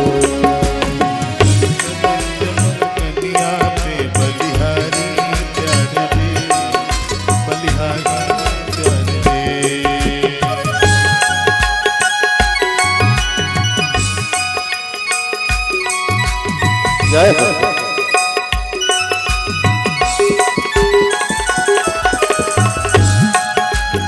मीठे मीठे तालियों के साथ बोल श्याम सुंदर भगवान की जय।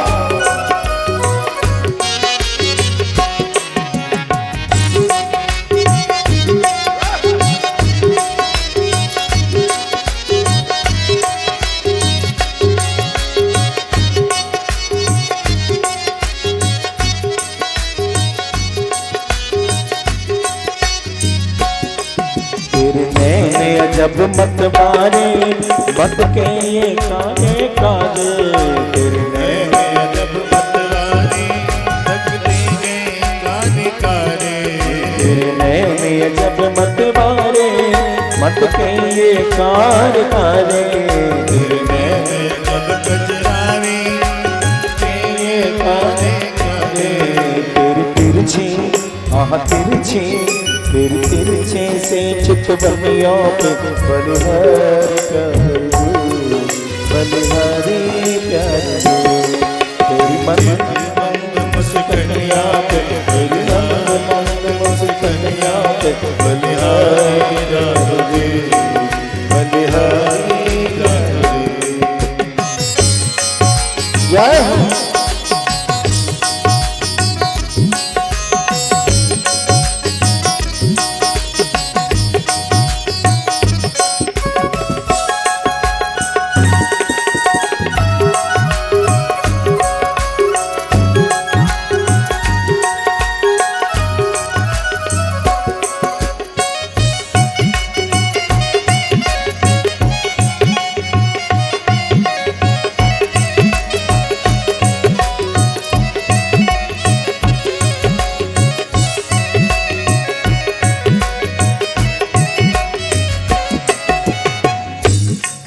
तेरे बाल बड़े घुंघराले बादल हो मारे मारे तेरे बाल बाल बड़े घुंघराले बादल हो काली काले तेरे बाल बड़े घुंघराले बादल हो काले काले तेरे बाल बड़े घुंघराले बादल हो काले काले तेरी मोर आह मोर तेरी मोर मुकुट लटकनिया पे बलिहारी तेरी मंद मंद मुस्कनिया पे तेरी मंद मंद मुस्कनिया बलिहारी बलिहारी राधे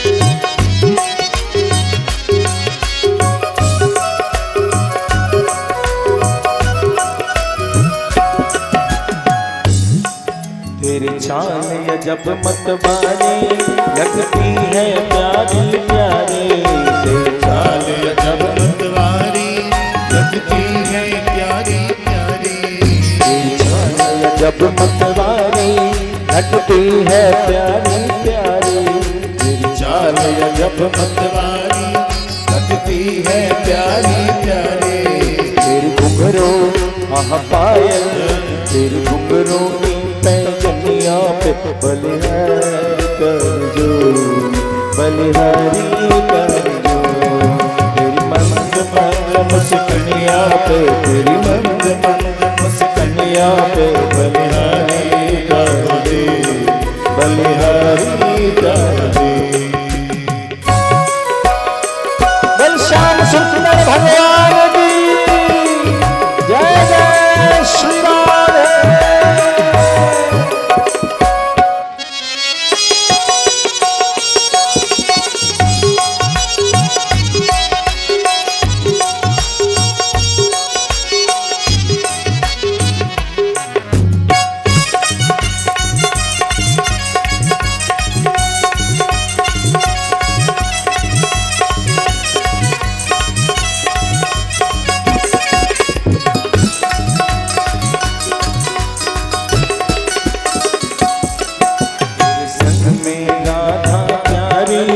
लगती है सबसे प्यारी तेरे संग में राधा प्यारी लगती है सबसे प्यारी तेरे संग में राधा प्यारी लगती है सबसे प्यारी तेरे संग में राधा प्यारी लगती है सबसे प्यारी इस युगल छवि पर मैं जाऊं बलिहारी करजू बलिहारी करजू तेरे मंद नमस्कनिया तेरी मन नमस्कनिया बलिहारी जागो जी बलिहारी जागो जी नमस्कनिया तेरी मन नमस्कनिया बलिहारी जागो जी बलिहारी जागो जी बलिहारी जागो बलिहारी बोल भक्तवत्सल भगवान की जय जय श्री राम। भगवान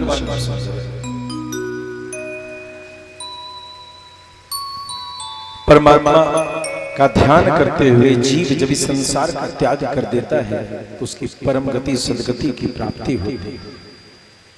हे राजन, और कुछ पूछना है, तुम्हारी शंका तो खत्म हो गई। गुरुदेव, परमात्मा ने सृष्टि की निर्माण की लीला को कैसे किया? हम यह जानना चाहते हैं कि आप परमात्मा ने संसार का निर्माण कैसे किया, कैसे संसार को चलाते हैं, हमें ये बताएं। कहते हैं महामना सुखदेव जी ने तब सृष्टि का निर्माण कैसे हुआ इसकी चर्चा प्रारंभ की कि 5 तत्व भूमि रपो नीलो वायु भगवान, ये जो शब्द है भगवान, भ से ध्यान देंगे, भ से भूमि धरती मिट्टी, ग से गगन आकाश नभ, व से वायु हवा,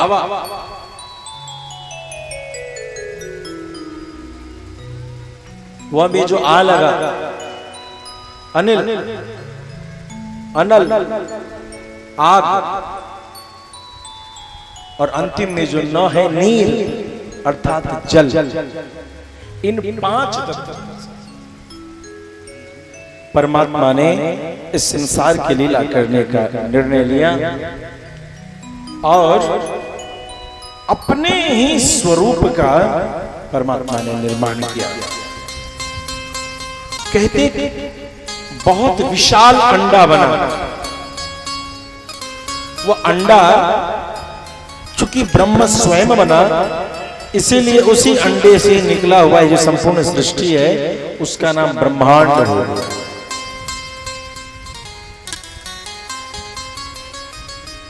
ब्रह्म जब अंडे से के रूप में आया और जिस संपूर्ण सृष्टि का निर्माण हुआ उसी को हम सभी ब्रह्मांड। अब अंडे में भगवान आ गए, अंडे में, और उस अंडे से भगवान निकलने के लिए जब भगवान चाहते हैं मैं चलूं तो पैर बना, चाहते हैं मैं कुछ पकड़ूं तो हाथ बना, स्पर्श करूं चमड़ा बना, स्वाद लूं तो जिह्वा बना, देखूं तो आंखें बनी। जिन जिन कामना कल्पना को भगवान ने स्थान दिया वैसे वैसे अंग प्रकट होने लगे। और इस प्रकार से भगवान ने इस संसार में पहला अवतार विराट पुरुष के रूप में लिया। प्रेम से भक्तवत्सल भगवान की जय। इसके बाद भगवान ने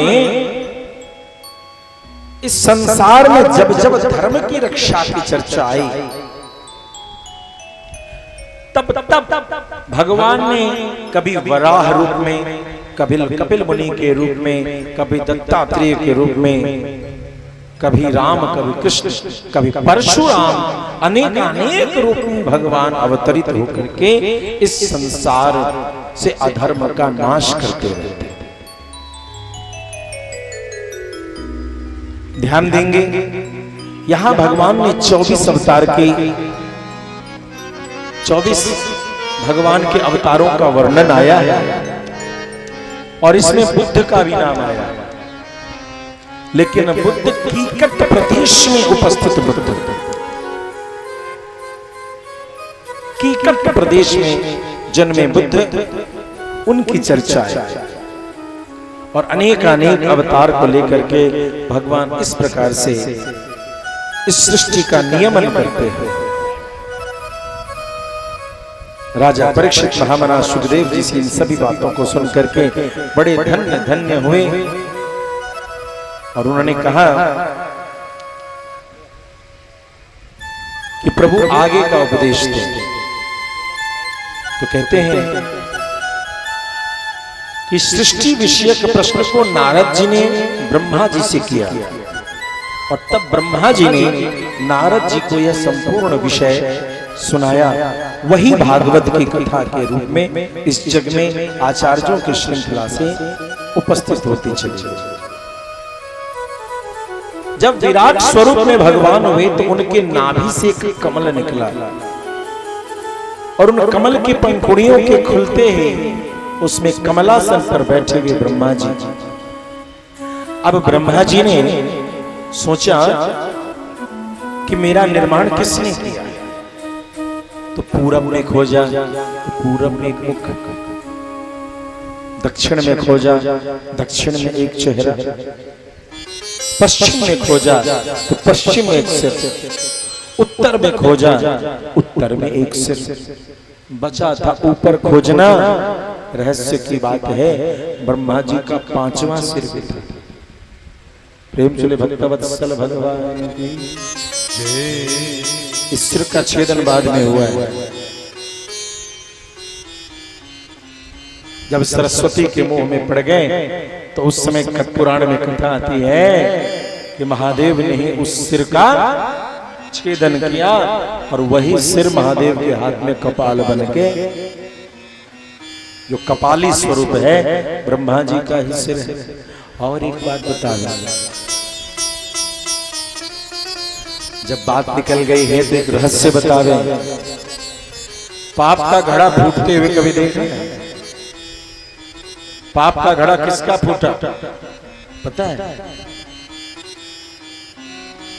सुनते तो हैं कि पाप का घड़ा फूटना, किसी का फूटे हुए देखे? घड़ा तो नहीं दिखता। एक ही घड़ा था और वो घड़ा क्या था? तो ब्रह्म हत्या का। वो जो कपाल सिर को छेदन करने के बाद रुद्र के शरीर में स्पर्श कर गया, वो छूटे ही नहीं, छूटे ही नहीं, छूटे ही नहीं। परेशान हो गए महादेव, अरे ये ब्रह्मा का सिर तो हटता ही नहीं, ये ब्रह्म हत्या का दोष तो हटता ही नहीं, कैसे हटा? इसमें भी 2 प्रमाण है। मिथिला में आकर के महादेव ने एक कुंड में स्नान किया है, मैं नाम भूल रहा हूं। एक प्रमाण है कि मिथिला में आकर के उन्होंने स्नान किया है तो कपाल छूटा। एक प्रमाण काशी में है, कपाल मोचन।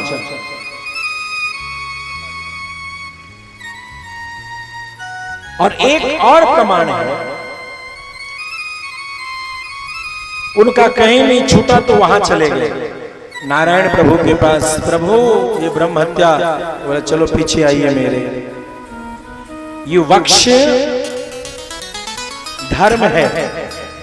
अच्छा, भगवान के मंदिर में जब जाते हैं प्रणाम करते हैं तो आपने देखा होगा, देखो मंदिर में जाने का भी एक अपना तरीका है। सबसे पहला प्रणाम कहाँ है पता है? मंदिर में सबसे पहला प्रणाम है मंदिर के सीढ़ियों पर। सबसे पहला प्रणाम कहाँ है? क्यों है? वहां तो भगवान नहीं है। तू गंगा नहा के आ, तू जमुना नहा के आ, भगवान तुझे स्वीकार नहीं कर रहे जब तक तू भगवान के भक्तों की चरण धूलि अपने मस्तक नहीं लगाएगा। सीढ़ी पर क्या है? आने जाने वाले भक्तों की चरण। ध्यान दीजिए, कितना भी स्नान करके आओ, पहले भगवान के भक्तों की चरण धूलि चौखट पे है उसको लगाएगा, तब दूसरा प्रणाम किसको है? मंदिर में बैठे पुजारी को। पंडित जी राम राम। बेटा को दुलार करोगे ना तो बाप खुद खुश हो जाता है, माई खूब खुश हो जाती है। अब बेटा को कही पंडित जी तो महाठग है। अब जेकर बेटा के ठग है ओकरा बाप के कहबहू तो तू ठग के बाप छ। पुजारी ठग, तो पुजारी के भगवान को क्या कहिएगा? ठग के भगवान। अब उनके पास जाओ, जय जगदीश। ए पुजारी जगदीश भगवान मने मन कहते जा तू अपने घरे।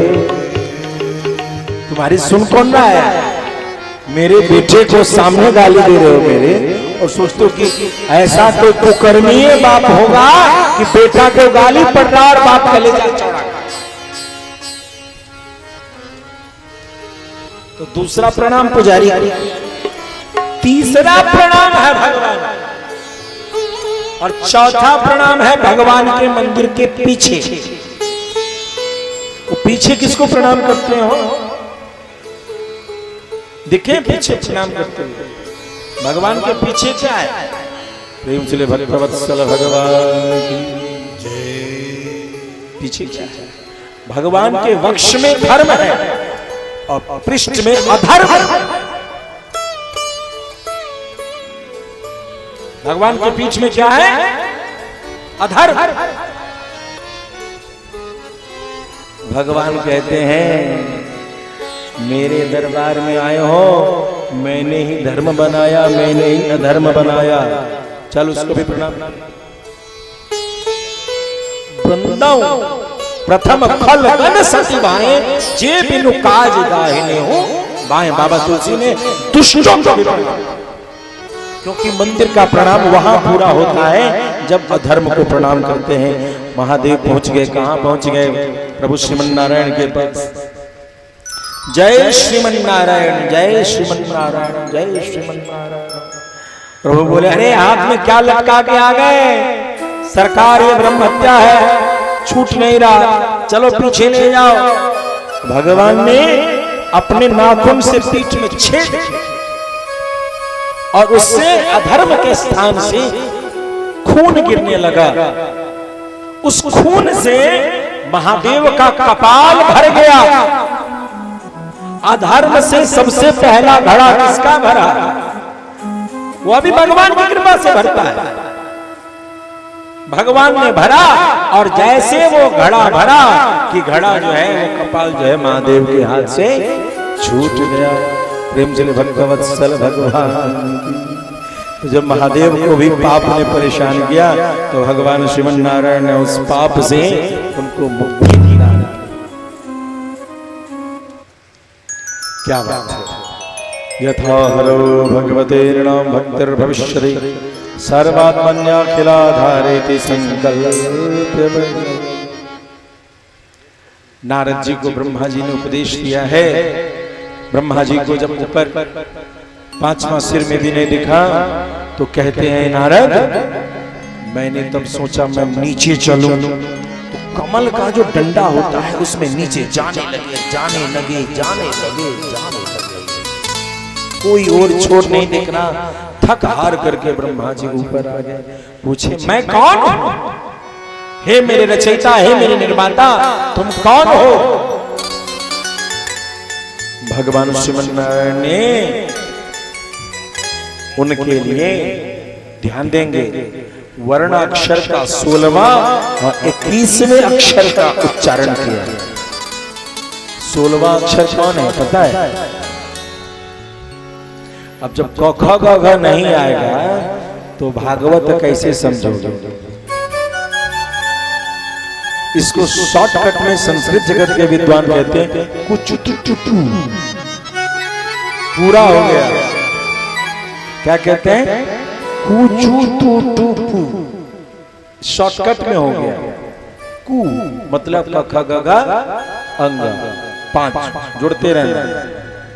चू छ छ ज झ य 10, ठ ठ ड ढ न 15 और 16वां त, तो त थ द द न का पहला 5 के 20 और 21वां क्या है? प प फ ब भ म, तो 16वां हुआ त और 21वां हुआ प। तपस्या करो ब्रह्मा, यदि अपने बाप को से मिलना हो तो तपस्या करो, तुम्हें सब पता चल जाएगा। भगवान ने कहा तपस्या करो और इस संसार की सृष्टि करो। यदि उस परम पिता के कर्तव्य को करना है तो उसका एक ही माध्यम है, तप तप तप तप तप तप तप। यदि धर्म नहीं कर रहे, यदि तप नहीं कर रहे, तो तू कभी भी तेरे कर्मों से तेरे पिता की सदगति नहीं हो सकती। धर्म कर, दान कर, दान में कम कलो युगे, कलयुग में मात्र दान ही कर सकते हो, दूसरा न सत्य बोल सकते हो। अच्छा, सच कौन कौन बोल सकता है? प्रेम से भक्तवत्सल भगवान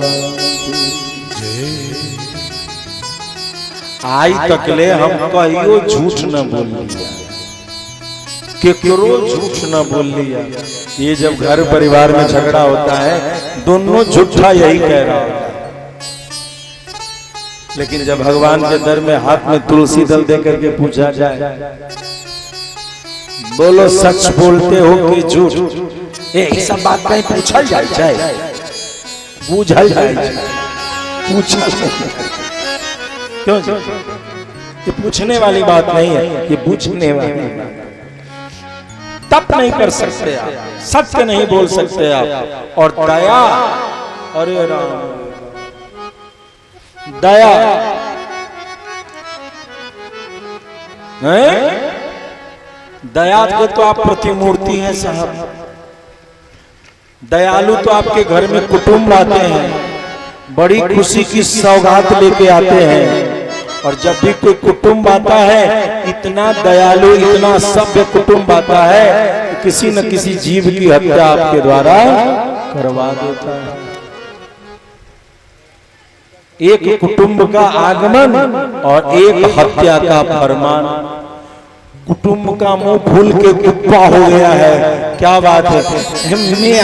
हम एलो इनका घर आई ककरो हत्या नहीं कहलाम, हमरा अनाय जनाय सब व्यर्थ। वो आदमी दया करेगा तो हमरा दूसरा के देख के हमरा कलेजा में बड़ा दया आएगा। अरे पापी, तेरे आगमन से पहले तो तू कंफर्म करता है कि किसी की हत्या करोगे तो मैं आऊं, नहीं तो मैं नहीं आऊंगा।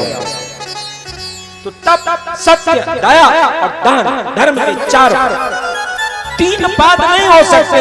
चौथा प्यारे, यदि तुम्हें धर्म पर चलना है तो मात्र दान हो सकता है, 3 नहीं हो सकते। यदि तुम दान भी नहीं कर रहे तो सत्य जानो, तुम धर्म पर नहीं, तुम अधर्म की मूर्ति खड़े। तो 3 बाकी क्या है? दया नहीं कर सकते, तप नहीं कर सकते, सत्य नहीं बोल सकते, दान नहीं कर सकते हो। तो दान करके, भगवान की दरबार को सजा करके तुम भगवान पर कोई एहसान नहीं करते, तुम अपने जीवन में धर्म की एकमात्र व्यवस्था उसको करके स्वयं के धर्म की रक्षा करते। अरे जब कोई ब्राह्मण तुम्हारे घर जाता है तो तुम उसे 2, 4, 5, 11 रुपए क्या दे देते हो? पूरा लाइट साउंड टेंट भयानक रहता है।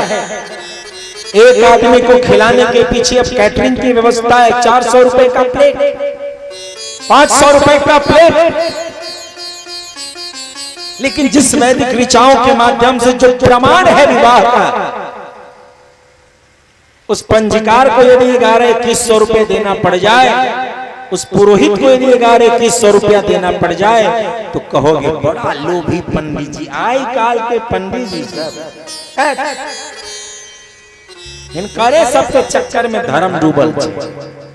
सारा हिंदू धर्म का सत्यानाश पंडित जी लोग कर किस लिए किया? क्योंकि पंजीकार जी का सिद्धांत मिलवा रहे हो, ब्याह करोगे ना, हाँ चलो ठीक है 1100 रुपया दे, बड़ा यही सब तो धर्म का सत्यानाश किया।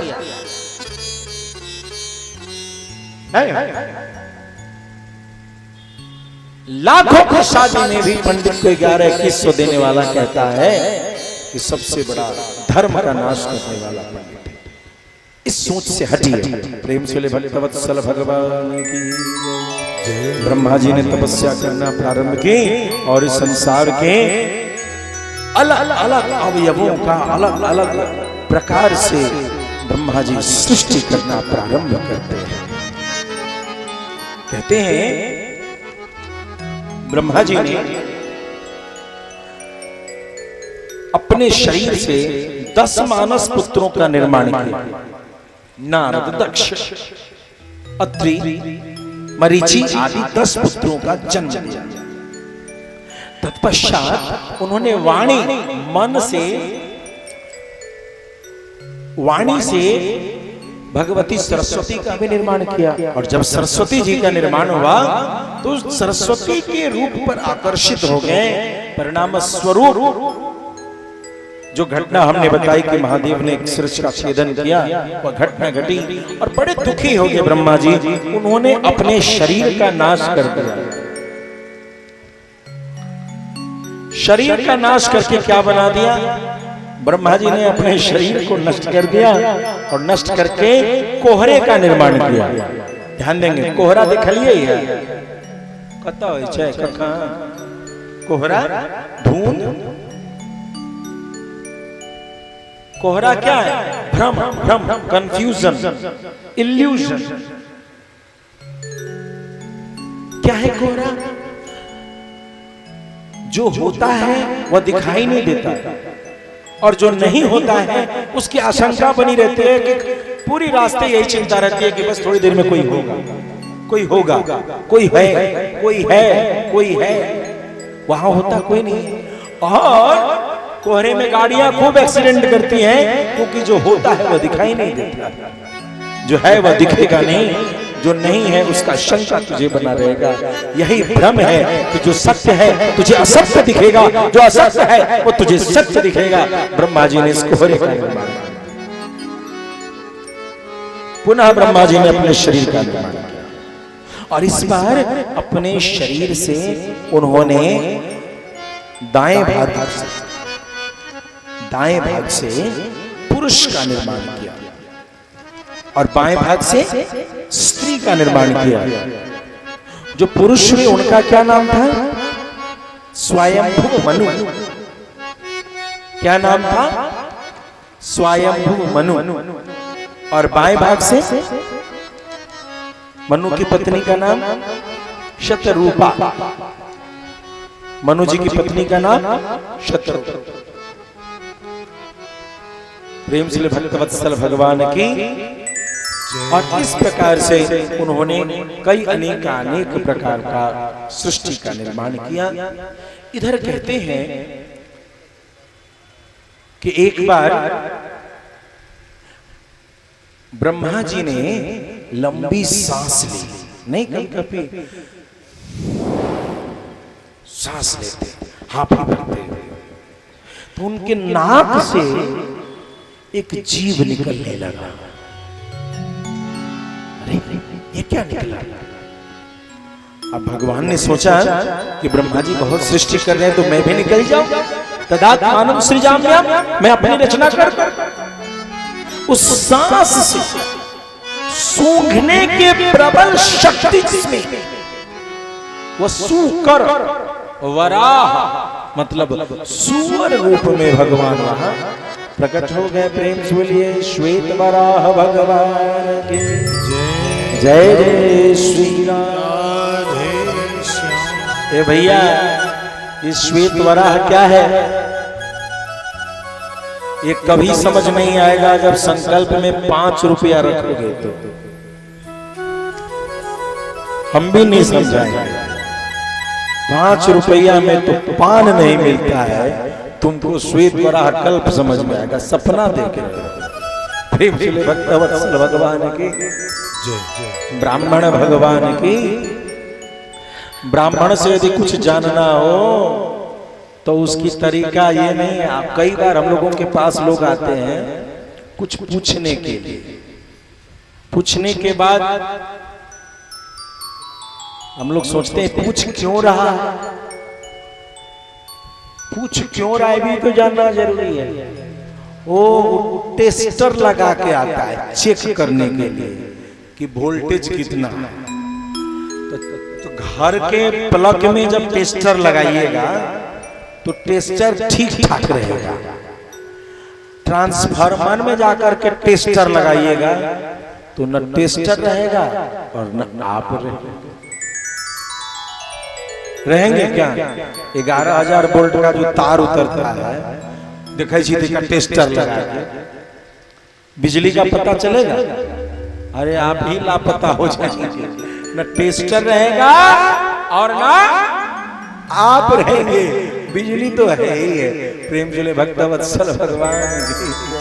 तो कई बार आपकी जो है ना परीक्षा लेने का गजब का बीमारी है भैया। ब्राह्मण से, संतों से, विद्वानों से यदि कुछ जानना है तो थोड़ी संगति करो। तस्मात् प्रणिपातेन परिप्रश्नेन सेवया। अपनी शंका को दूर करने का सूत्र बता रहे हैं भगवान श्रीमद् भागवत गीता में। तस्मात्, इसीलिए प्रणिपात करो, पहले प्रणाम करो। पंडित जी अपने से को बात जाने लगा है कि सुपनखा के नाके का कटले।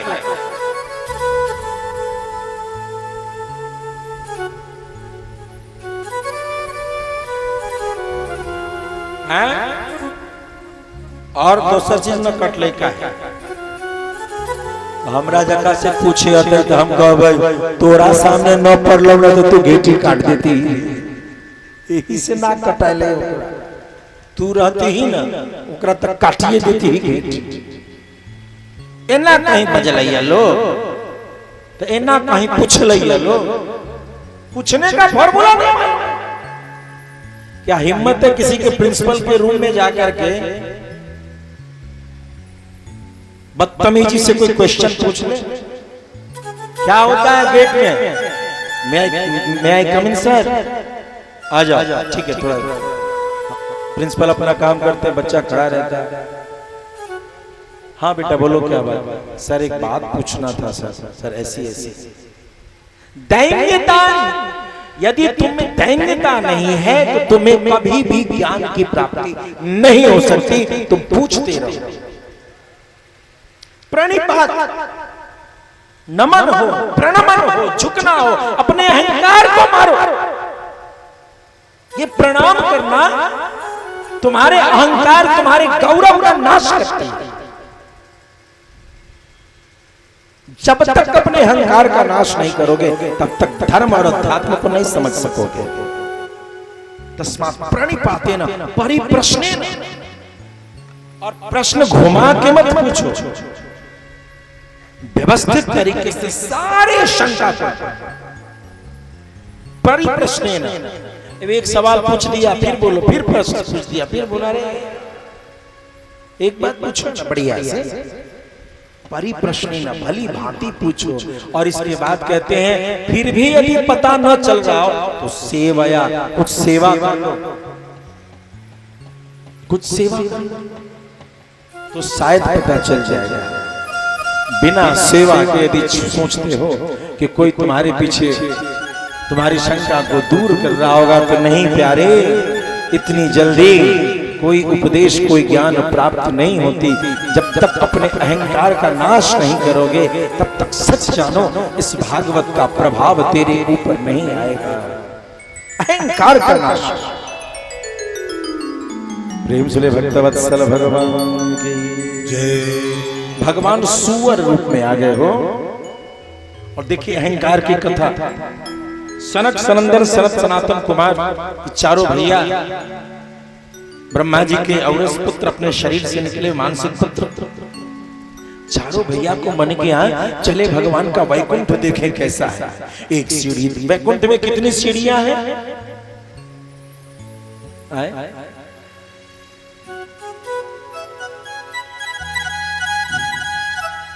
वैकुंठ में कितनी सीढ़ी है? सबके। अच्छा, बैतरनी का नाम सबको पता है कि नहीं? बैतरनी नदी मालूम है ना? बच्चा बच्ची को भी याद है बैतरनी। क्यों? जिधर जाना है उधर का ही तो रास्ता मालूम रहता है। नहीं, रास्ता किधर का मालूम रहता है? जिधर हमको जाना है या लगे कि हमको वहां। तो यहां सबको बैतरनी का रास्ता तो मालूम है, गरुड़ पुराण में सुन सुन के रट लिया, लेकिन बैकुंठ जाने का मन भी नहीं है जो उसके बारे में कुछ पता चला। बैकुंठ में सीढ़ियां हैं 7। कितनी सीढ़ियां हैं? 7। और इसीलिए श्री रामचरितमानस में सोपान है 7। और इसीलिए भागवत की कथा के दिन है 7। इसीलिए सप्ताह के दिन की गिनती है 7। 7 बनाए सब बात। वैकुंठ में 1 सीढ़ी 2 सीढ़ी 3 सीढ़ी 4 सीढ़ी 5 6 7वें पर चढ़ गए। और अब तो वैकुंठ में प्रवेश करने वाले थे कि जय विजय ने वो अपना जो है, रुक जाओ। अरे मुझे क्यों रोका? मुझे तो भगवान श्रीमन नारायण ने कह रखा है कि तुम कभी भी आ सकते हो, जा सकते हो, बेरोक टोक। इस प्रकार की बात तो नहीं। अभी प्रभु ने कहा किसी को आने जाने मत देना, तो तुम कैसे आ जाओगे? थोड़ा सा रोके टोके सनत कुमार आदि चारों भैया को आवेश आया। बोला, रे मूर्ख, जय विजय, तू मुझे रोकने की चेष्टा करता है। जा, इस मर्त्य लोक के लक्षण से युक्त तू जो हो गया है, तो हम तुझे श्रापित करते हैं कि तेरा पतन हो जाए और तू मर्त्य लोक में चला जाए। तब तक तो भगवान अपने नाग पर्यंक, नाग के पलंग को, ए भैया, जिसको खाने आएगा ना वही खिलाएगा। हमारे भगवान का बिछौना क्या है पता है? किस कंपनी का है? नागराज है, नागराज, शेषनाग। हमारे भगवान किस पर सोते हैं? शेषनाग पर। शेषनाग पे सोने का क्या मतलब है? जो काल उपस्थित होने पर भी विश्राम के साथ रहे वही नारायण है। और जो ऐसी अवस्था को प्राप्त हो जाए वही नारायण का भक्त है, वही वैष्णव है। जो मृत्यु को भी उत्सव में बदल दे, मृत्यु को भी अवसर में बदल दे, वो श्रीमन नारायण। तो नाग का बिछावन छोड़ के दौड़े दौड़े आ गए। क्या हुआ? क्या हुआ? शरद कुमार जी क्षमा। क्यों अब आवेश में आ गए? अरे प्रभु, आपने क्षमा मांगी। मैं तो बड़ा दुखी हूं, मैंने आपके पार्षदों को श्राप क्यों दे दिया? हे शरद कुमार, चिंतित न हो, मेरे ही कारण, मेरी ही प्रेरणा से आपने ऐसा किया है। और इस प्रकार से जय विजय का पतन होता है। इधर माता दिति, मरीचि नंदन कश्यप, ब्रह्मा जी के पुत्र मरीचि, मरीचि के पुत्र कश्यप, कश्यप की जो पत्नियां हैं उनमें 13 पत्नियां अदिति से आदित्य, अदिति से दैत्य कहलाए और सुरभि से गौ।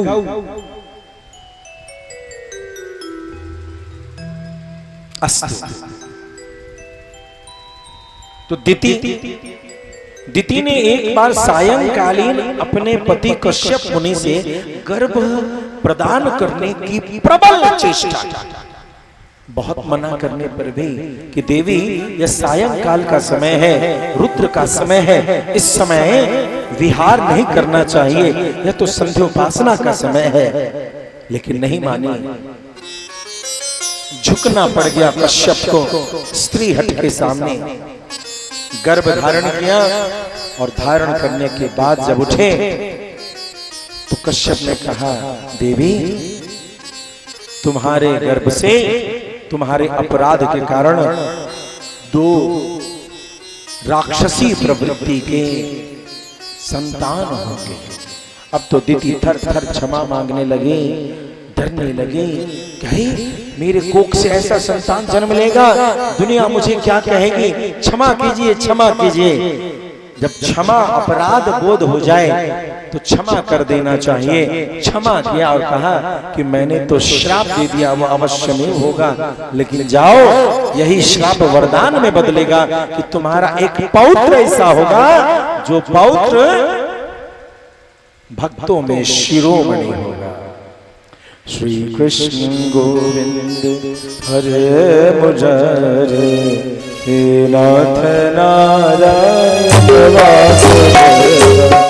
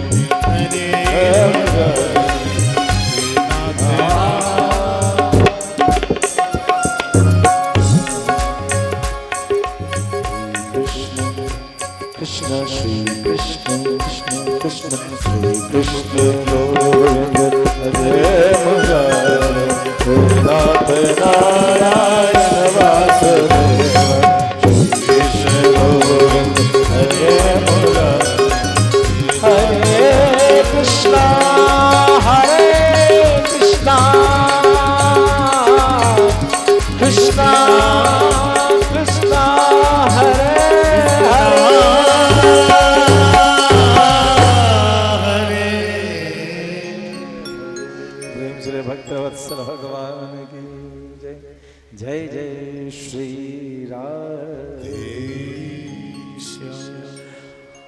अब दिति के गर्भ से पहला संतान हुआ हिरण्याक्ष। हिरण्याक्ष जी, भगवत कृपा से हिरण्याक्ष ने क्या किया कि सारी धरती को लिया और समुद्र में डुबो दिया, वेदों को डुबो। भगवान तब तक देखते जब तक वेदों पर प्रहार नहीं होता। जब धरती पर वेद और वैदिक ब्राह्मणों पर प्रहार प्रारंभ होता है, तब भगवान अपनी लीला अवश्य में करते। इसीलिए कितने बड़े भी दुष्ट क्यों न हो जाओ, कभी किसी वैदिक ब्राह्मण का अपमान मत कर देना। यदा देवेषु वेदेषु गोषु विप्रेषु साधुषु धर्मे मयि च विद्वेषः सवासो विनश्यते। यदा देवेषु वेदेषु, जब भी कभी किसी हृदय में देवता के प्रति, वेद के प्रति, गोषु गौ के प्रति, ध्यान देंगे आप सभी गृहस्थ किसान हैं, यदि गौ माता के प्रति आपके हृदय में यदि अधर्म की जागृति होती है तो सावधान। विप्रेषु, यदि वैदिक ब्राह्मण के प्रति उपहास की दृष्टि रखते हो तो सावधान। साधुषु, यदि निर्मल हृदय संतों के प्रति हृदय में कपट कलुष रखते हो तो सावधान।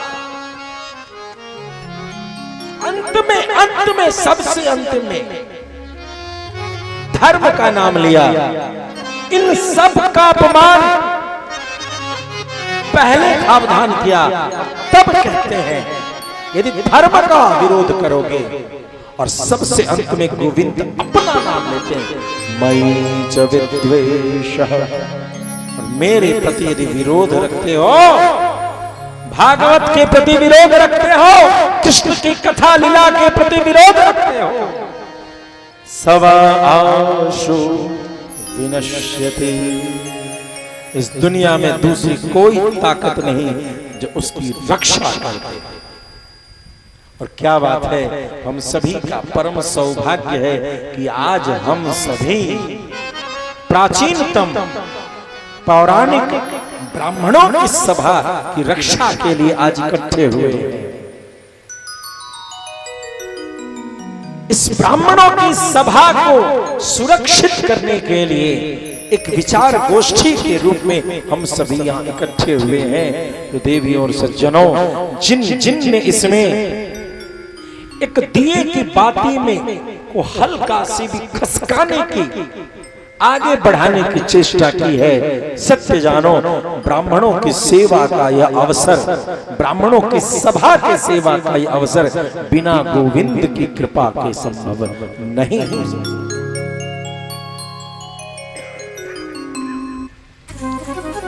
प्रेम से ब्राह्मण भगवान की। हिरण्याक्ष ने वेदों को लिया और समुद्र में डुबा दिया। तब तक भगवान देखते रहे, सारे देवता गए, प्रभु अब वेदों का नाश हो चुका है। भगवान मुस्कुराए और एक कारण उस समुद्र में गोता लगाया। देखा क्या कि धरती को समुद्र के नीचे कहीं छिपा कर रखा है। वेद को नष्ट करने के लिए, ध्यान देना, वेद को नष्ट करने का सामर्थ्य हिरण्याक्ष में भी नहीं हुआ, वह भी नष्ट न कर सका। आज के कुछ लोग दो चार दोहा चौपाई याद करने वाले वेदों का विरोध कर जाते हैं और कहते हैं मैं हिंदू। अरे मूर्ख, तू तो इस धरती का भार है जो वेदों के विरोध करने की चेष्टा कर बैठता है। तू हिंदू है कि नहीं, लेकिन सत्य जान तो धरती का भार है, क्योंकि धरती और वेद दोनों एक साथ कष्ट पाते हैं। जब भी कभी वैदिक मर्यादाओं का उल्लंघन होता है तो ब्राह्मण दयनीय हो जाते हैं, गौ दयनीय हो जाते हैं, संत दयनीय हो जाते हैं और देवता दयनीय हो जाते हैं। और जब इन चारों पर आघात होता है तो विप्रधेनु सुर संकहित लीन मनुज अवतार। भगवान अब समझ जाते हैं अब ये दुष्ट मेरे सोटा के बिना मानने वाले नहीं, इनको सोटा लगाना जरूरी है। और भगवान की लीला सोटो वाली अवश्य में हो जाती है। प्रेम से भक्त वत्सल भगवान की जय। भगवान कहे धरती उठाया। कई बार पिता जब पुत्र का धन लेता है तो पुत्र क्या कहता है, तोरा हम पैसा देने रहियो 1000 रुपया। मनमोहन ऐसा ही चतुर है, भाई चतुर है, कहता हो नाम तोरा जी हम 1000 रुपया देने रहियो से ना दे। अरे बाप को तू देने वाला कौन सा?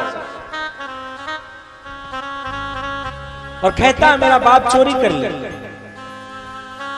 मेरा बाप झूठ बोल।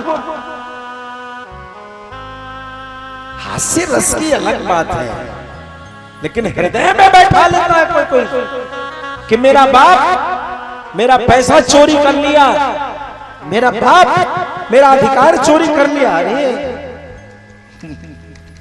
जिसने तुझे इस धरती पर जन्म लिया उस तेरा रक्त का एक एक कण,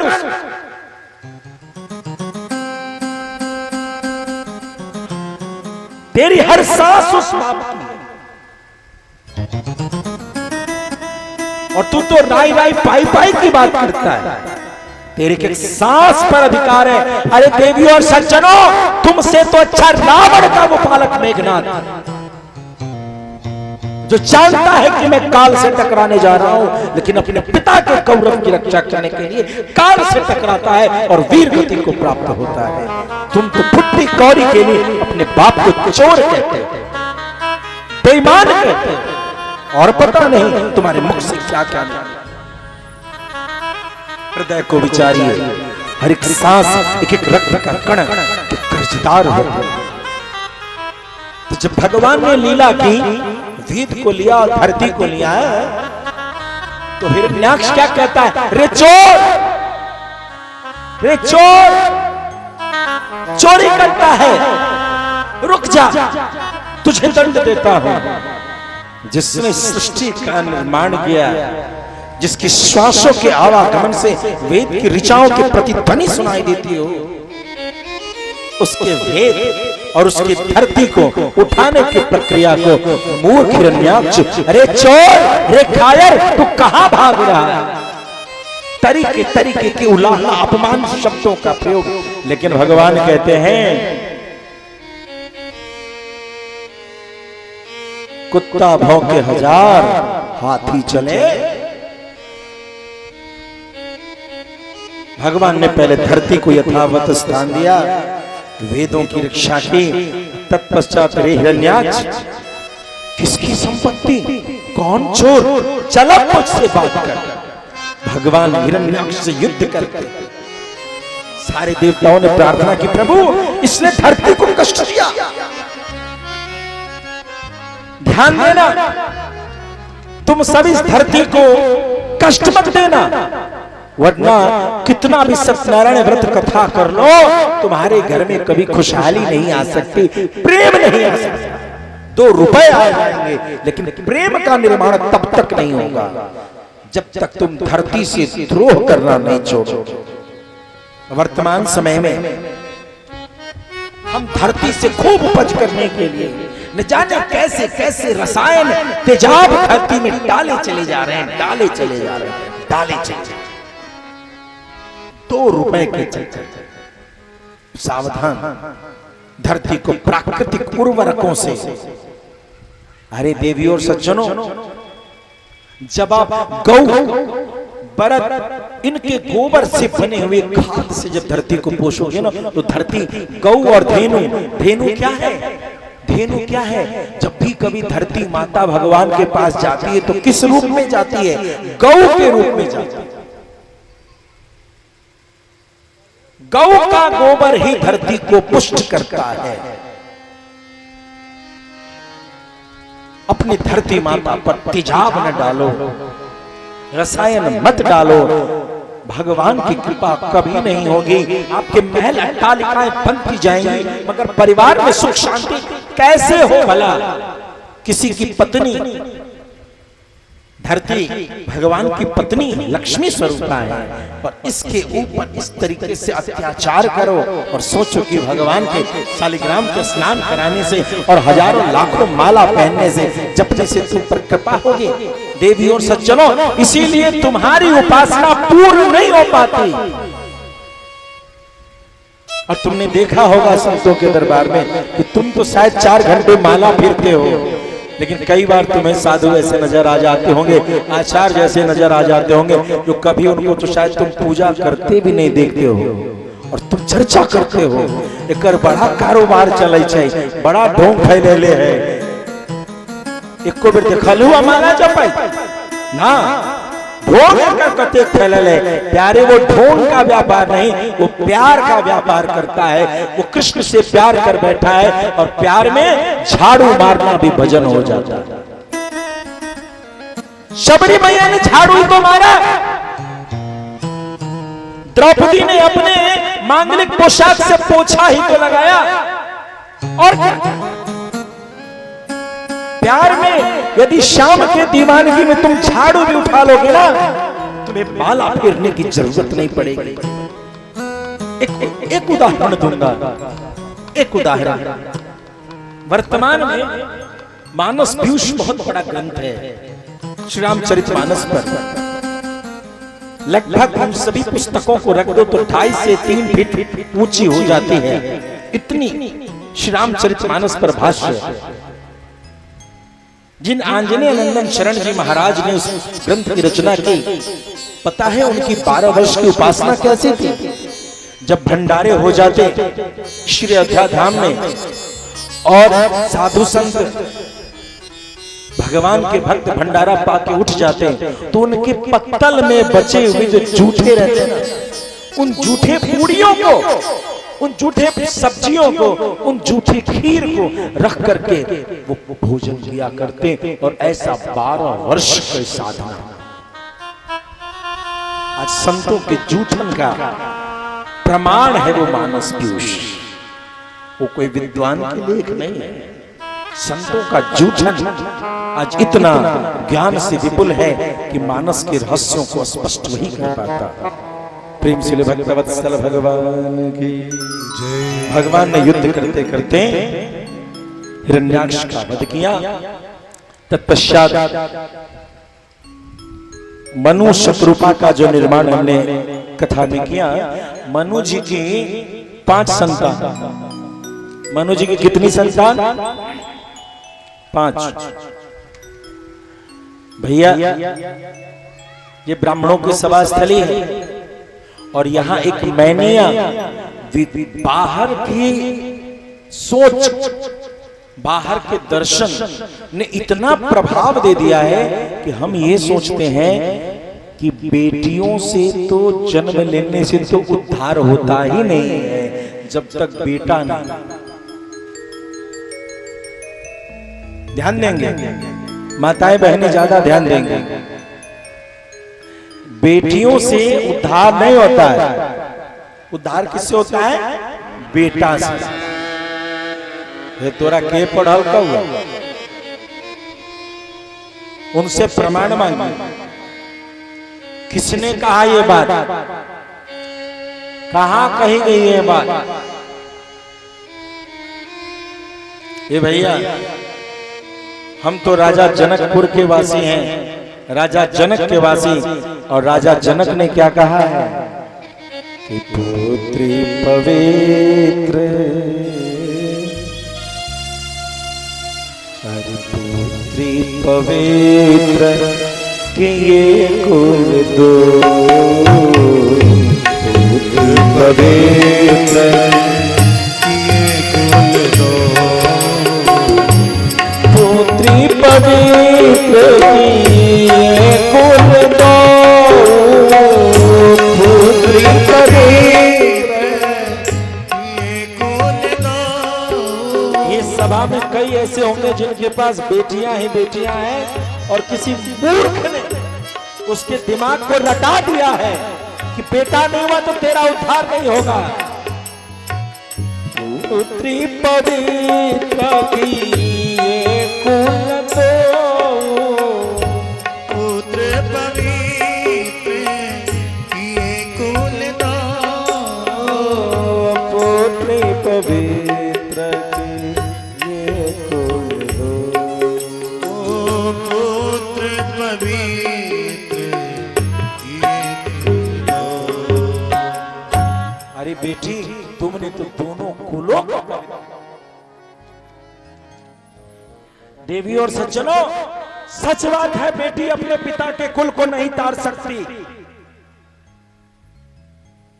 अरे जब बेटी तारती है तो एक साथ अपने पिता और अपने ससुराल दोनों के कुल को एक साथ,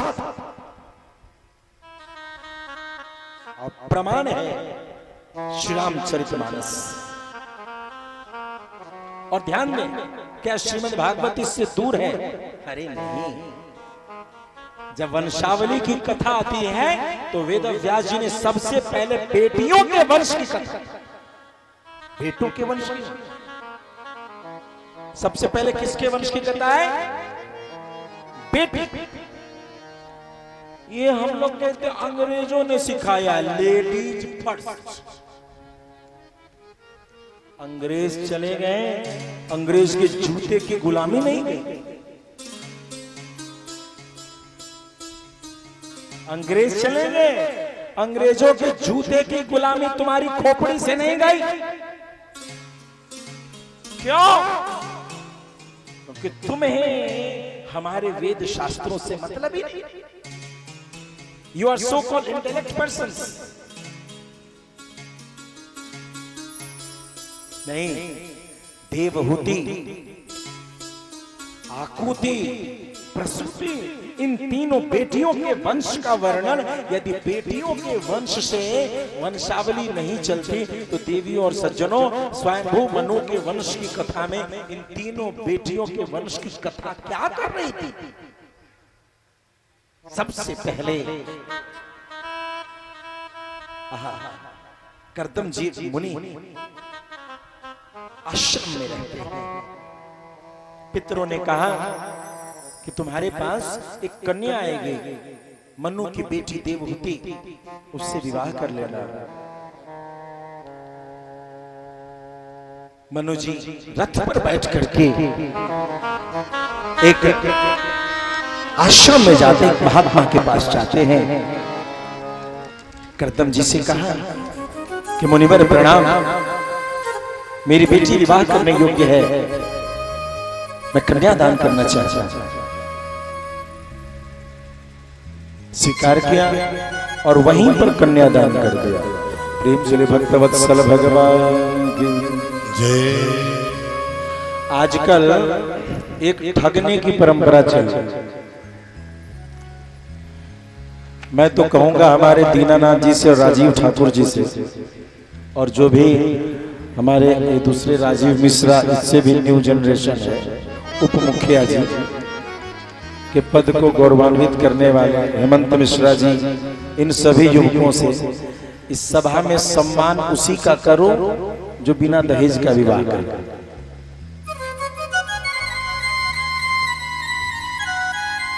जो बिना दहेज का विवाह करे वही इस सभा में सम्मानित होना चाहिए, और जो दहेज लेके शादी करे उसको बिना फीस का एक घुट पानी नहीं देना। पहले 1100 रुपया जमा करो तब पानी पी। मान लियो ना ससुर से, लाओ। पंडित जी बड़ा लोभी छथि तो बहुत लोभी है।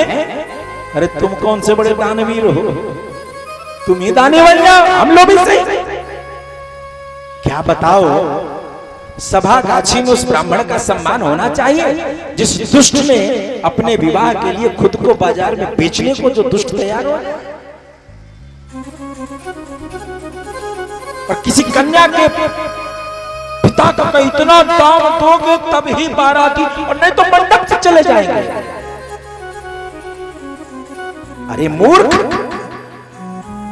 उस कन्या का पूजन तुमने नवरात्र में करके अपने जीवन में खुशहाली मांगी थी, और आज उसी कन्या के लिए कहते हो कि यदि दाम नहीं दोगे तो चले जाएंगे।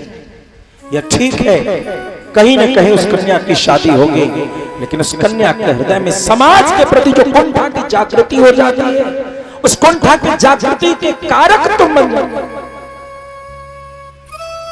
कोनो कहे चाहिए हम दहेज तो न लेबो, लेकिन जब बरियाती होते ओकरा देख खातिरदारी बढ़िया से होती। जी तो नियम ही है।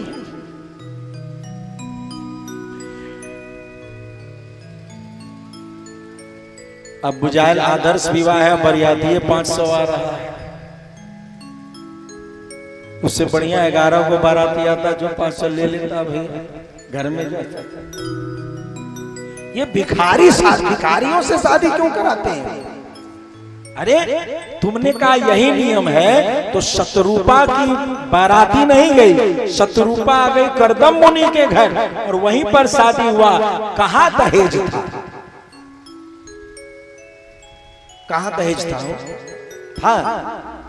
पिता की संपत्ति में पुत्री का सहज जन्मना अधिकार है, और वो पिता जानता है कि मेरे पास कितनी संपत्ति है, उसका अंश जैसे सभी बेटों को देता है, ठीक उसी प्रकार से अपनी पुत्री को विवाह घर बसाने के लिए प्रदान करता है।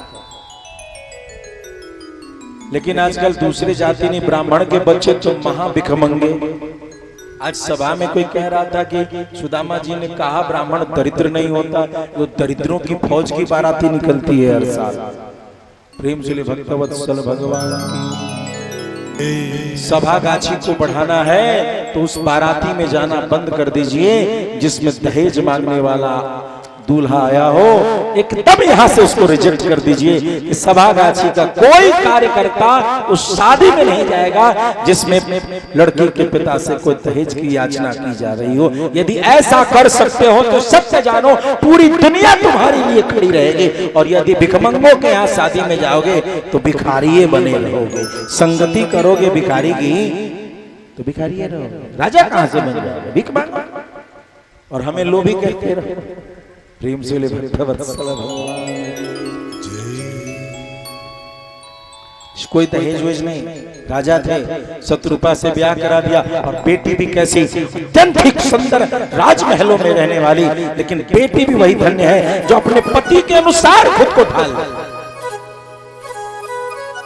पति के गौरव की जो न रक्षा करे वो कैसी पत्नी, पति के धर्म की जो न रक्षा करे वो कैसी धर्म पत्नी। देवहूति ने अपने शरीर को अपने पति देव के श्री चरणों में, जिसने अपने पति को देव माना और अपने शरीर को आहुति मान के समर्पित कर,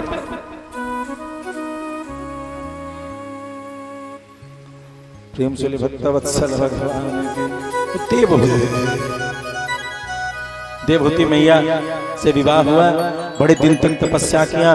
कर्दम मुनि ने तपस्या समाधि छोड़कर के आंखें खोली तो देखा कि अरे महलों की राजकुमारी तो एकदम दुबली पतली, शरीर में वो जो सुंदर गाल थे वो सिकुड़े हुए, जो सुंदर सुंदर कपड़े थे वो मलिन, शरीर में वो नसें दिख रही हैं। अरे राम, आहा। कर्दम मुनि को याद आया कि जब मैंने तपस्या किया था, मेरी तपस्या को देख करके भगवान श्रीमन नारायण के नेत्रों से अश्रु की एक बूंद गिरी थी। उसी जगह एक बिंदु सरोवर बना। अपनी पत्नी से कहा जा उसमें डुबकी लगा लो। जैसे ही डुबकी लगाया, बाहर निकली तो एक बढ़िया फुल एयर कंडीशन जो है विमान तैयार, अनेकानेक दासियां, अंगराग लगाए गए, शोभा श्रृंगार किया गया। उस विमान में बैठे, और विमान कैसा, जिसमें स्विमिंग पूल भी है, जिसमें झूले भी लगे हैं, और सब कुछ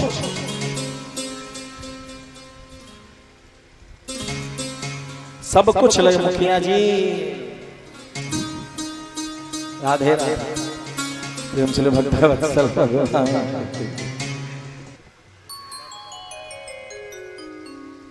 सारी व्यवस्थाओं के साथ प्रमाण स्वरूप उनको 9 कन्याएं हुई और अंत में कहते हैं कि 9 शरीर कर्दम मुनि ने धारण किया, 9 देवहूति के शरीर हुए और इस प्रकार से 9 कन्याएं और उनके पुत्र के रूप में हुए भगवान स्वयं।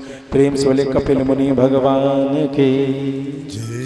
कपिल मुनि ने माता देवहूति को उपदेश दे करके परम गति की प्राप्ति कराई है। चौथे स्कंद में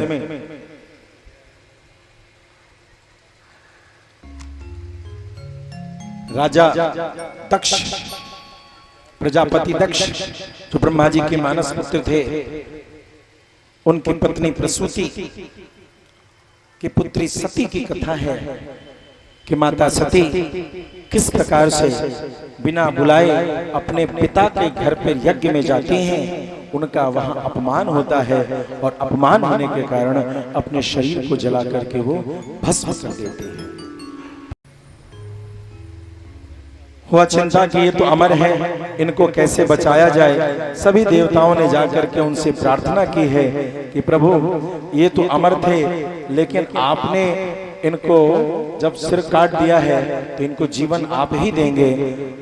तुरंत प्रभु ने आज्ञा किया महादेव ने कि अब जा करके कोई बकरे का सिर लेकर के इसको जोड़ दिया जाए। तो एक बकरे का सिर दक्ष के शरीर में जोड़ा गया और उस शरीर के मुख से सबसे पहली बार जो शब्द निकला वो शब्द था बम। क्या शब्द था? बम। बम बोलते हैं ना, बोल बम, बोल बम। नहीं बोलिएगा, गुस्सा गए हैं। हम सवेरे से भूखले हैं, समिति का लोग खिलेबे नहीं करता। अच्छा खिलाता है कि नहीं खिलाता है सो तो पता नहीं, लेकिन हम खा के भूल जाते हैं तय है। हम तो भूल जाते हैं भैया, बड़ी बीमारी है।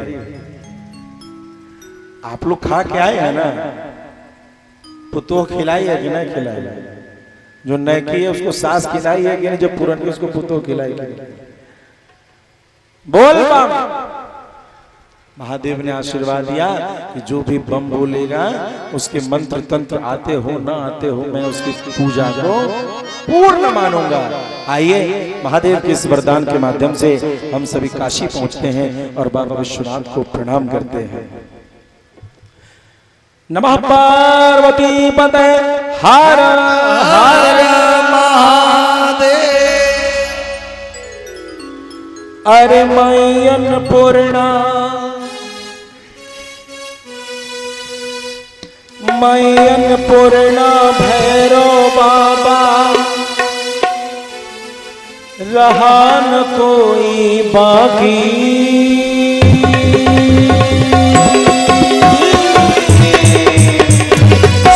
कि बम बम कि बम बम कि बम बम कि बम बम बोल रहा है काशी। बम बम बोल रहा है काशी। बम बम बोल रहा है काशी। बम बम बोल। नारायण पूर्णा भैरव बाबा, रहा न कोई बाकी। बम बोल लगाएगा, बम बम बोल लगाएगा।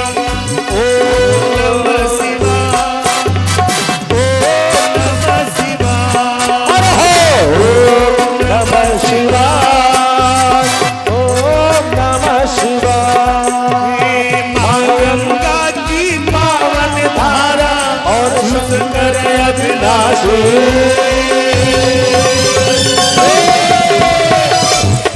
बम बम बोल रहा है काशी, बम बम बोल रहा है काशी। बम बम बोल रहा है काशी। एक बार तो हाथ उठा करके सभी लोग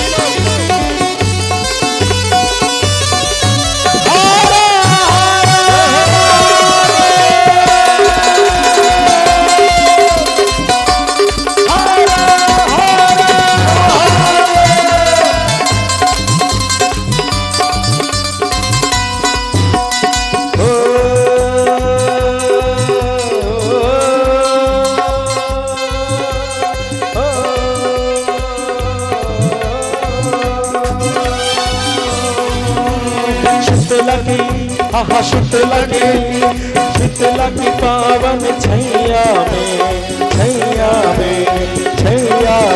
दुर्गा जी के अंगनैया में दुर्गा जी के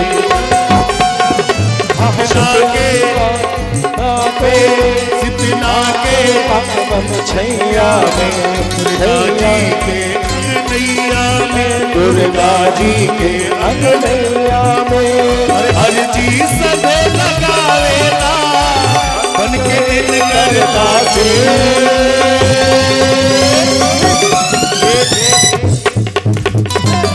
ये काशी का दोनों हाथ उठाइए दोनों हाथ बोल रहा है काशी बम बम बोल रहा है ओम नमः शिवाय नमः शिवाय ओम नमः शिवाय नमः शिवाय हर हर बम बोलो हर हर बम बोलो हर हर बम बोलो हर हर बोलो हर हर बोलो हर हर बम बोलो हर हर बम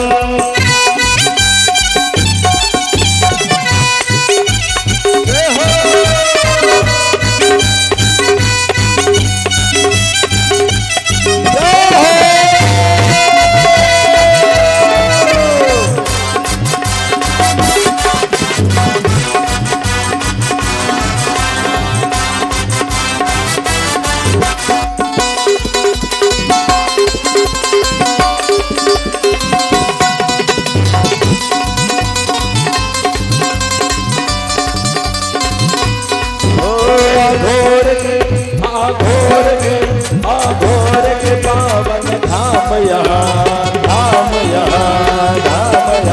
जन जन के गौतम राम यहाँ जन जन के गौतम आघोर के पावन धाम यहाँ जन जन के गौतम राम यहाँ जन जन के गौतम राम की लागे मस्त लड़ैया होते कोई नया की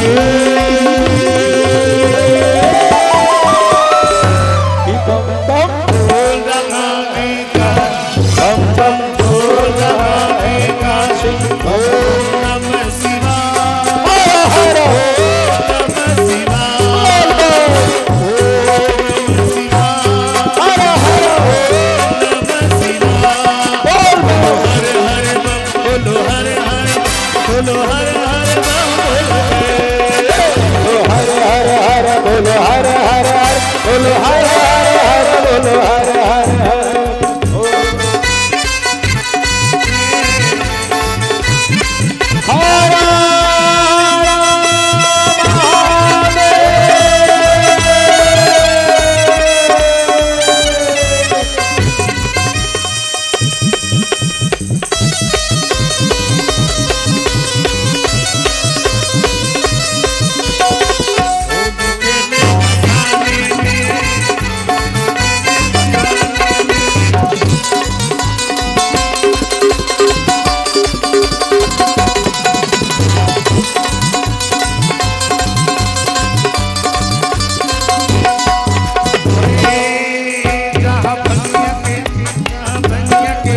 जहाँ भंगिया के भोगवा लागेला दर्शन से भूतवा भागेला जहाँ भंगिया के भोगवा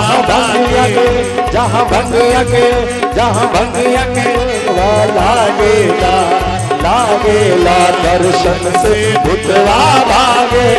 दर्शन से भूतवा भागेला बम भोला की महानगरिया देख यहाँ के वासी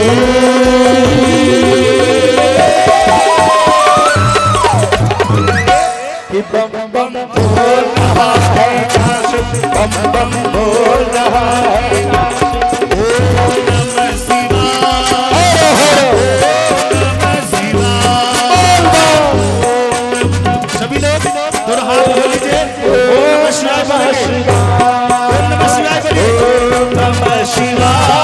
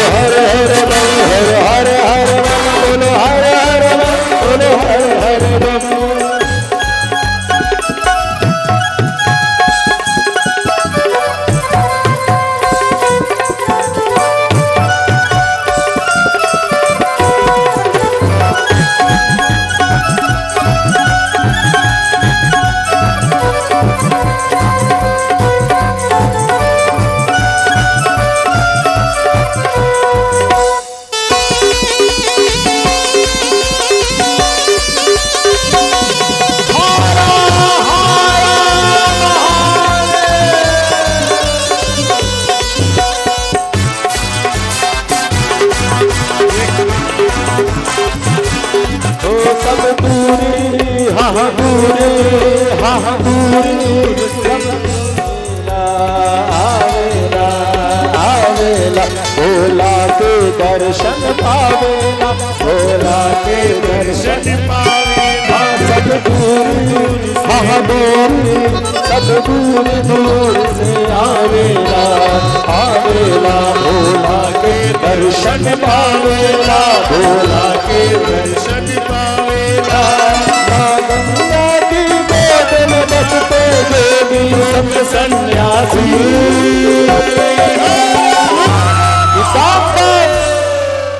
कि बाबा नहीं बोलेंगे कि बाबा एकदम संगीत बंद कीजिए कि बाबा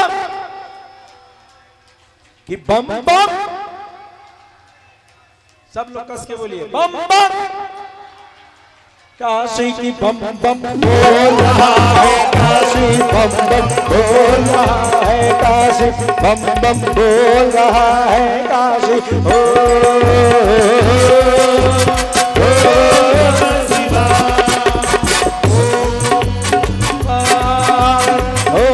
नमः शिवाय मंगल पूर्णा भैरव बाबा रहा न कोई बाकी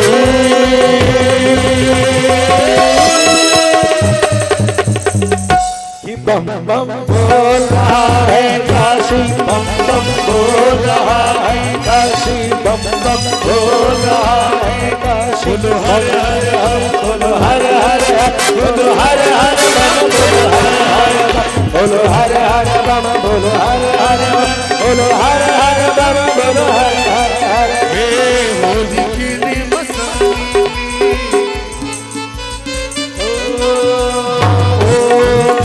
शिवाय नमः शिवाय ओम नमः शिवाय बोलो नमः शिवाय हर महादेव।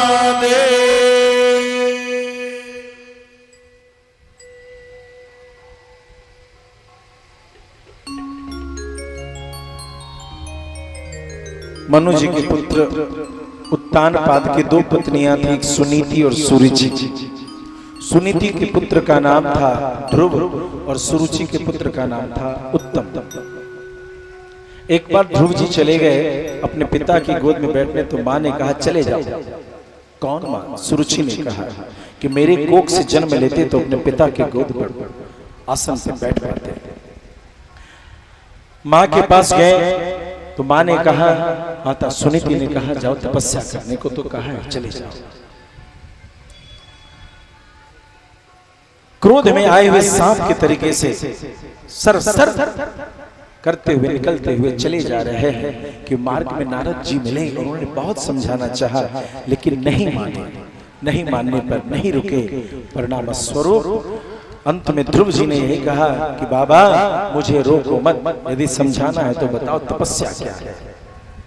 बाबा ने कहा चले जाओ यमुना जी के किनारे, वहां स्नान करके द्वादशाक्षर मंत्र ओम नमो भगवते वासुदेवाय इस मंत्र का जाप कर 5 महीने की कठोर साधना, और 5वें महीने में जब ध्रुव जी एक पग पर खड़े हो गए, श्वास की गति को रोक दिया, प्राण की गति को रोक दिया, तो सारी सृष्टि का प्राण ही समर्पित हो गया। सभी जगह वायु की गति से रुक गई। सबने जाकर भगवान से प्रार्थना किया, प्रभु ध्रुव को रोकिए। भगवान स्वयं ध्रुव के सामने प्रकट हो गए और अपने सामने ध्रुव अपने अंतर मन में उपस्थित भगवान श्रीमन नारायण का तो दर्शन करते हैं, लेकिन बाहर में खड़े भगवान का दर्शन नहीं कर रहे। इतने ध्यानस्थ हैं कि भगवान सामने है लेकिन दर्शन नहीं कर रहे। अंत में भगवान ने सोचा कि जब तक भीतर देखेगा तब तक बाहर नहीं देखेगा। भगवान ने अंतर मन से अपनी स्थिति को अंतर ध्यान कर लिया। ध्रुव जी व्याकुल होकर के आंखें खोलते देखा क्या, जिस स्वरूप का ध्यान भीतर कर रहा था उसी स्वरूप में भगवान सामने खड़े हैं। क्या चाहते हो बोलो। ध्रुव जी ने कहा, प्रभु मैं तो यही चाहता हूं, मैंने सुना है कि सभी आपकी स्तुति करते हैं लेकिन मुझे स्तुति करना नहीं आता। परमात्मा ने अपने शंख का स्पर्श कराया है। और जैसे ही 5 जन्य शंख स्पर्श होता है, ध्रुव के हृदय से अज्ञान नष्ट हो जाता है और ध्रुव ज्ञान से युक्त होकर के भगवान की स्तुति करते हैं। भगवान ने वरदान में कहा कि 36,000 वर्ष के राज्य करने के पश्चात तुम इस संसार का त्याग करके उत्तम लोक की प्राप्ति करोगे। परिणाम स्वरूप ध्रुव जी आते हैं। यक्षों के साथ युद्ध में उत्तम कुमार मारा जाता है। जब यक्ष से ध्रुव जी युद्ध करना प्रारंभ करते हैं तो मनु जी ने मध्यस्थता करके इस युद्ध को रुकवाया। ध्रुव गद्दी पर बैठते हैं। 36,000 वर्षों के बाद यमराज के मस्तक पर पैर रखते हुए ध्रुव जी उस वैकुंठ लोक के समक्ष सामने एक ध्रुव लोक में अपना स्थान ग्रहण करते हैं। प्रेम से भक्तवत्सल भगवान की जय। ध्रुव के पुत्र में बेन जो बड़ा ही पापी था और उस पाप में उसने ब्राह्मणों का अपमान किया। क्यों किसी की पूजा करते हो, मेरी पूजा करो। परिणाम स्वरूप सभी ब्राह्मणों ने उसे श्राप दिया कि तू तत्क्षण नष्ट हो जा। बेन मारा गया। बेन के शरीर को जब मथा तो उस कलमश से, उस दोष से निषाद का जन्म हुआ और उसके बाद उसी शरीर से पृथु और उनकी पत्नी का जन्म हुआ। राजा पृथु के काल में एक बार अकाल पड़ा तो उन्होंने धरती माता पर आक्रमण करने का सोचा तो धरती मैया गौ के रूप में आई और राजा पृथु के ऊपर वरदान दिया कि जिसे जो चाहिए वो दूहे और उसे वो प्राप्त होगा। अब सभी के प्रतिनिधि आते हैं, दोहते हैं और वो दुग्ध के रूप में जिसे जो चाहिए वो सब कुछ प्राप्त होता है। संसार में जितने 84 लाख योनि है सभी के प्रतिनिधि ने जाकर के गौ रूप में धरती माता से अपने अपने लिए भोज्य पदार्थ की याचना की और वह मिला। इसीलिए गावो विश्वस्य मातरा, गौ तो सभी योनियों की मां है। इसके पश्चात पंचम स्कंद में प्रियव्रत के कुल में आग्नेत्र राजा नाभि ऋषभदेव जी अद्भुत अवधूत हुए। ये इनके 100 पुत्र थे। ऋषभदेव जी ने अंत में जब संन्यास वृत्ति को लिया है तो अपने शरीर में मुख में पत्थर रख करके घूमने लगे। मुख में पत्थर रख लिया है कि न मुंह जीभ चलेगा न कुछ बोलेंगे। और इस प्रकार से अंत में उस गति का भी त्याग किया। अंत में एक वन में गए और अजगर वृत्ति का मतलब होता है एक ही जगह बैठ जाना। प्रेम से भक्तवत्सल भगवान की जय। जो सूखा पत्ता जो जैसा मिलता उसी से जीवन निर्वाह करते। और एक बार जंगल में आग लगा और ऋषभदेव जी उसी समय इस संसार का त्याग कर बैठते। इधर उनके पुत्र भरत जी को राजगद्दी मिली और भरत जी समय आने पर अपने राज्य का त्याग करके वह भी तपस्या करने चल पड़े। तपस्या में मन लगता चला जा रहा कि एक बार सूर्यार्घ दे रहे हैं कि तभी एक हिरणी, गर्भिणी हिरणी उछल करके नदी के गंडकी नदी के इस पार से उस पार चली।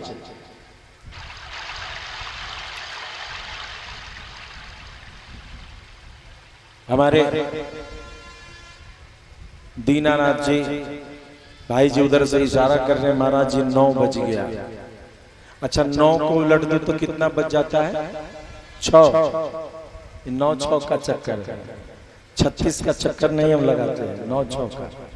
36 का आंकड़ा ठीक नहीं है, 9-6 ठीक है। प्रेम से भक्तवत्सल भगवान की जय। प्रणाम। क्या ये गंडकी नदी क्या है? बहती है गंडस्थली गाल। भगवान नारायण ने तपस्या किया हिमालय में, उनके गंडस्थली यानी गाल से जो पसीना टप टप टप छुआ उससे जो नदी बही वो क्या है? गंडकी। और इसी दुलारी नदी में भगवान शालिग्राम रूप में हिमालय में पाए जाए। अस्त तो गंडकी नदी में इस पार से उस पार छलांग मारते हुए देखा, शेर दौड़ा रहा है, हिरनी दौड़ पड़ी, दौड़ करके देखा अरे अरे अरे अरे अरे, तो हिरनी मर गई, बच्चा बचा, उस बच्चे को कलेजे में लगा करके ए भागो, सिंह को भगा दिया और उस बच्चे को पाला। अब तो उस बच्चे को खिलाना पिलाना घुमाना फिराना, भगवान तो छूट गए। देखो जनता की सेवा उतनी मत करो कि जनार्दन छूट जाए। जनता की सेवा करनी चाहिए मगर इतनी नहीं कि जनार्दन की सेवा छूट जाए। प्रेम से भक्तवत्सल भगवान की, वो हिरणी की सेवा में इतने लग गए कि जनार्दन की सेवा छूट गया। और जब मर रहे हैं तो उनके दिमाग में क्या चल रहा है? वो हिरनी को शेर मार के खा जाएगा, उसको खाना कौन देगा, उसको पीना, और यही सोचते सोचते मर गए। परिणाम ये हुआ कि प्रारब्ध का निर्माण हुआ और वो हिरण के रूप में जन्म ले बैठे। हिरण के रूप में जब जन्म लिए तो उन्हें पुरानी बात याद थी, गंडकी नदी का ही जल पी करके उन्होंने जीवन यापन किया और धीरे धीरे अपने शरीर को त्याग दिया। और इसके तीसरे जन्म में भी एक अत्यंत ही उत्तम कुल के ब्राह्मण, विद्वान ब्राह्मण के घर में जन्म लिए, लेकिन मूर्ख थे, 24 अक्षर गायत्री का भी याद नहीं किया, इसलिए इनका नाम हुआ जड़ भरत। मैं ध्यान दिलाना चाहूंगा कि पिछले जन्म में जो भरत जी जो तपस्या करते थे, ये जो जलेश्वर महादेव हैं, प्रेम से भक्तवत्सल भगवान की जय नहीं बोले ना ना ना ना, सास क्रिया त्याग दिल के पुतो के पुतो दिल के सास के, भगवान के नहीं नाम बोली है, दूध आई फाट जाते भोरे चाय के नाम, कहीं दूध आई गेली या फाट गेल, एमर छी संझा के दूध भेले या अभी औटले या ना कहीं फाट जाते, तब जय बोलने की दूध फाट। प्रेम से भक्तवत्सल भगवान की जय बोला, तब पराजय होगा दुष्टों का। भगवान का जय मतलब दुष्टों का पराजय। तो इस प्रकार से वो जलेश्वर महादेव वो स्थिति रही है स्थली। इधर ये जो जड़ भरत थे अवधूत रूप में घूमने लगे। एक बार की बात है, इनको कोई जंगल में जो डकैत था पकड़ लिया कि आज इनका बलि चढ़ाएंगे, भगवती दक्षिण कालिका प्रसन्न हो। और कालिका को प्रसन्न करने के लिए बलि चढ़ाने के लिए जैसे गए, परमहंस भरत की रक्षा करने के लिए भगवती कालिका ने उस खड्ग को उठाया और अपने पुजारी का राधे राधे कर। कितने बड़े भी तांत्रिक हो जाओ, कभी किसी भगवान के निर्मल भक्त पर प्रयोग न करना। सत्य जानो, वो प्रयोग विपरीत दिशा में चल पड़ता है। वह प्रयोग विपरीत दिशा में चल पड़ता है। कभी किसी भगवान के भक्त पर वो टोना टोटका करने की चेष्टा मत कर लेना।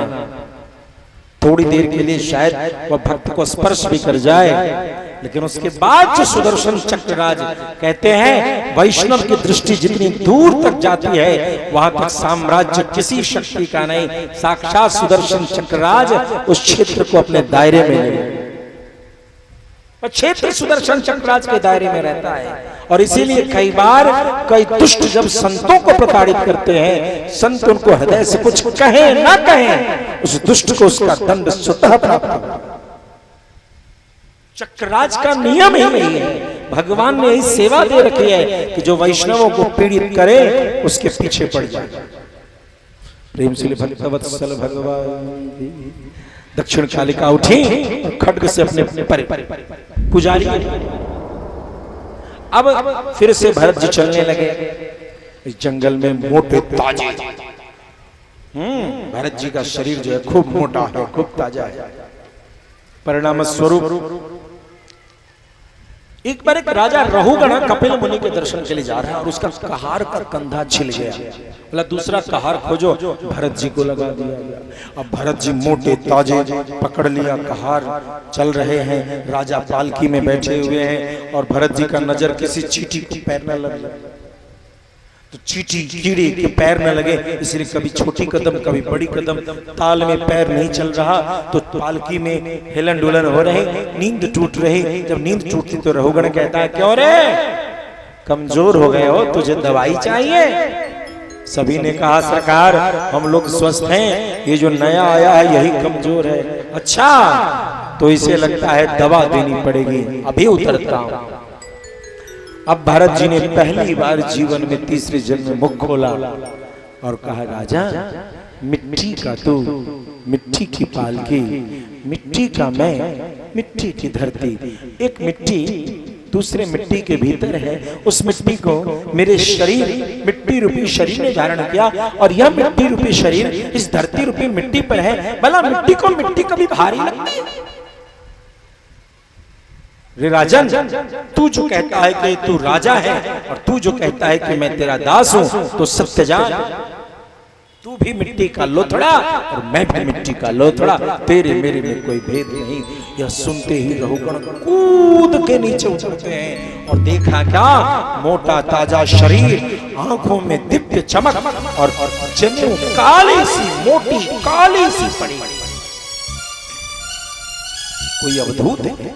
प्रणाम, मुझे दिव्य ज्ञान दें, कहीं आप कपिल मुनि ही तो नहीं? भरत ने कहा नहीं, मैं कपिल मुनि नहीं। और वहीं पर रहुगण को धर्म का, अध्यात्म का उपदेश। प्रेम से भक्तवत्सल भगवान की जय जय श्री राधे। पंचम स्कंद के समापन में नरकों का वर्णन है। 21 और 7 28 नरक। उस नरक की कथा की जरूरत यहां भागवत के दरबार में नहीं है। जिसको नरक जाना हो वो दिन में मिल लेना, उसका रास्ता कल बताते हैं। और नहीं, जिसको भगवान के वैकुंठ जाना है उसका रास्ता यहां बता रहे हैं। क्या माधव जी सही कह रहे हैं? रास्ता तो उसी का बताया जाएगा जिसको जानना है। प्रेम से भक्तवत्सल भगवान की। देखिए, जय जितना जल्दी जल्दी बोलेंगे ना, उतनी जल्दी जल्दी हम लोग कथा कर लेंगे। धीरे धीरे बोलते हैं तो धीरे धीरे कथा होती है। छठे स्कंद में कान्यकुब्ज देश में एक ब्राह्मण है जिसका नाम है अजामिल। महापापी, महापापी। लेकिन हम जैसा संत आ गया, भोजन किया, तो हम लोग फ्री में भोजन नहीं करते न। दूगो कहानी तो सुनेबे करेंगे। जो लोग हमको जानते हैं बोलते बड़ा बोले छतीन, बोलते बोलते।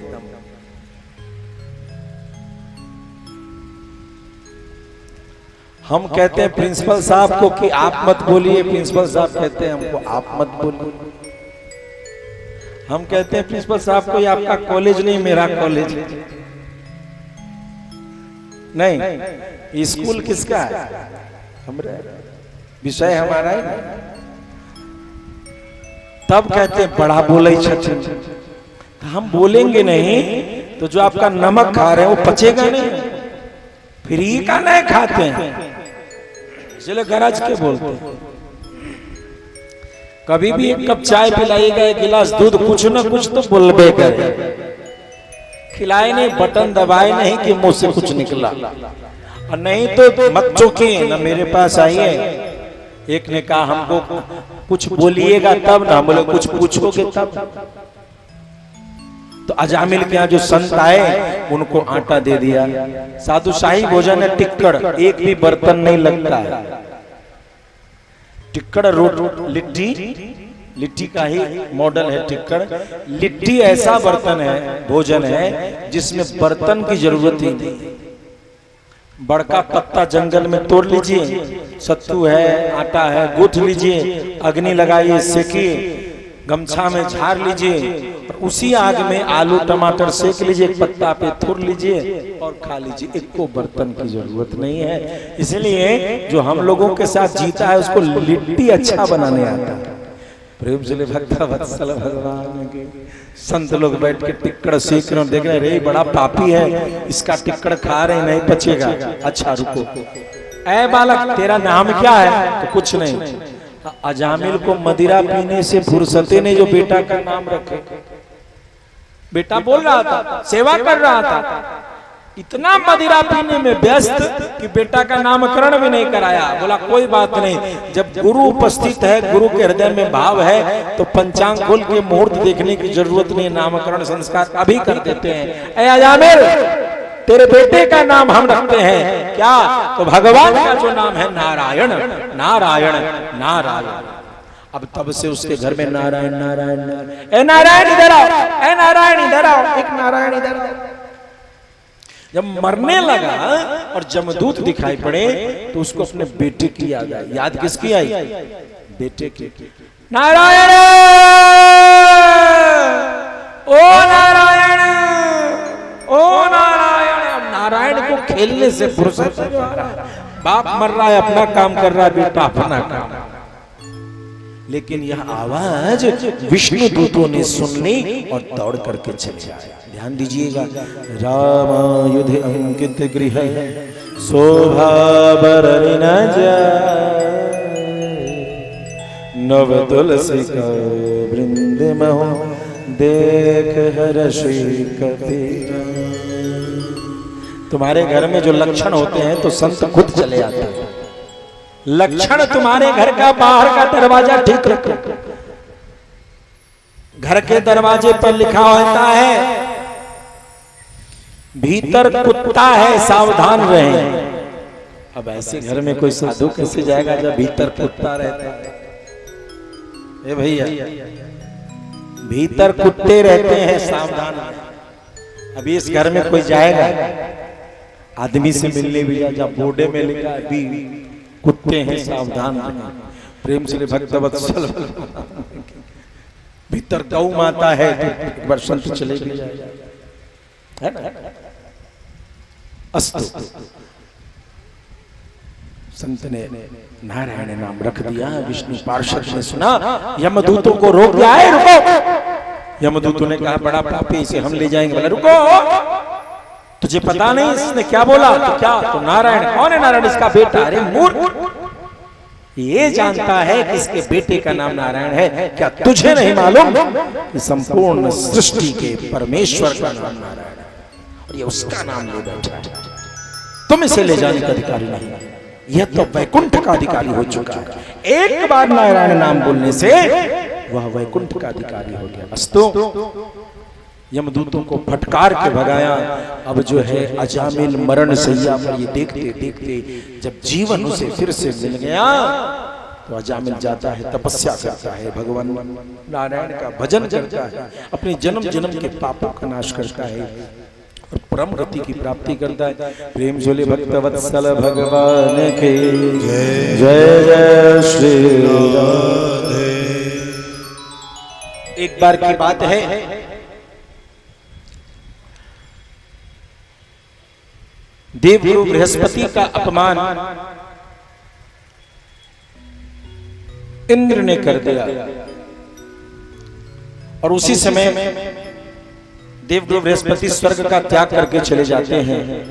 तो देवगुरु बृहस्पति की गद्दी पर विश्वरूप को बैठाते हैं और उस समय विश्वरूप के बैठने पर वृत्रासुर का जब आक्रमण होता है तो विश्वरूप ने एक अमोघ कवच का उपदेश दिया है जिसका नाम नारायण कवच है, जिस कवच के पारायण करने से इंद्र वृत्रासुर पर विजय प्राप्त कर सका।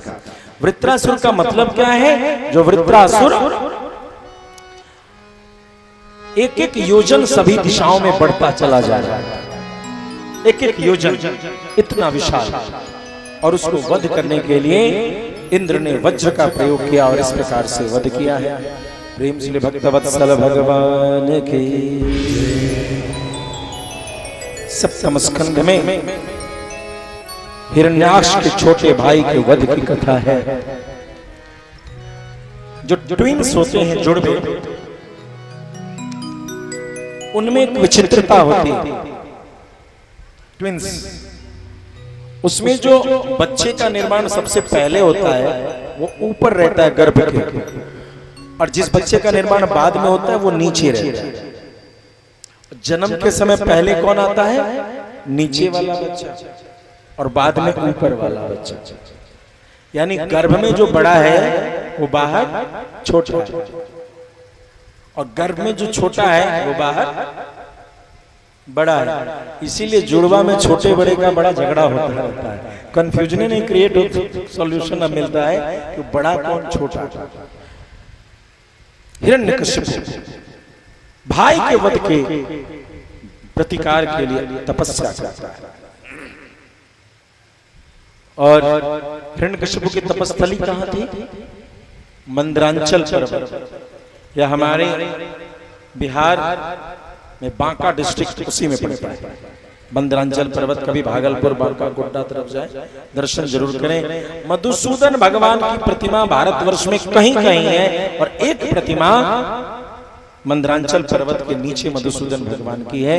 बड़ी पुरानी मूर्ति है। मधुबनी के कुछ मैथिल ब्राह्मण के कुल दो भाई थे, उनका नाम था राम और लक्ष्मण। उन दोनों का ही वंश वहां पंडा पुरोहित के रूप में वहां उपस्थित थे। खिचड़ी चढ़ती है मधुसूदन भगवान को। उनके माथे पर लगाया हुआ चंदन आज भी जाइए हमेशा गीला रहता है। अद्भुत चमत्कार मधुसूदन भगवान आज भी, वो हमेशा लगता है किसी ने अभी लगाया। श्रृंगार करके ऐसे सूख जाता है लेकिन उनका सूखता नहीं।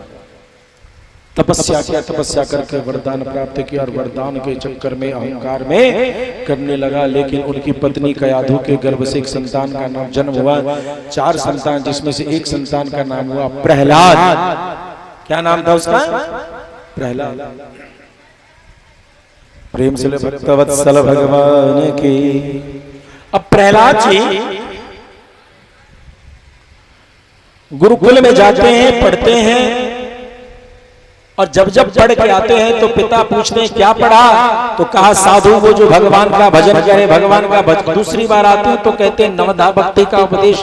तीसरी बार पिता बहुत क्रुद्ध हो गए और उन्होंने कहा कि अब मैं ही इसे पढ़ाऊंगा।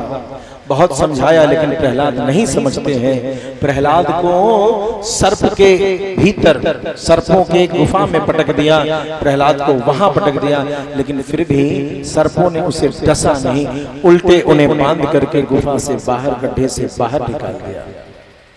इधर प्रहलाद जी के सिंह के सामने रख दिए गए, मतवाले हाथी के सामने। और जब मतवाला हाथी दौड़ने लगा तो उस हाथी को सिंह का दर्शन हुआ और उस मतवाले हाथी ने अपने महावत को उठा के पटक के वध कर दिया। कभी उन्हें ऊपर पहाड़ से गिराया जाता तो बच जाते। अनेक प्रकार की चेष्टा करने के बाद थके हुए हिरण्यकश्यप के पास उसकी बहन पूतना आती है। पूतना ने कहा, होलिका आती है। होलिका ने कहा कि भैया मैं इसका वध कर देती हूँ। देखिए शांति से बैठ जाइए, जिनको जाना हो प्यार से चले जाएं। बोलने जाने के लिए पैर की जरूरत होती है, मुंह से कोई जाता है? मुंह से न चले, पैर से चले। प्रेम से भक्तवत्सल भगवान। तो होलिका ने भैया से कहा कि मैं इसे जला के राख कर दूंगा। चौराहे पर चिता सजाई गई, प्रहलाद को गोदी में लिया गया और चिता में आग लगा दी।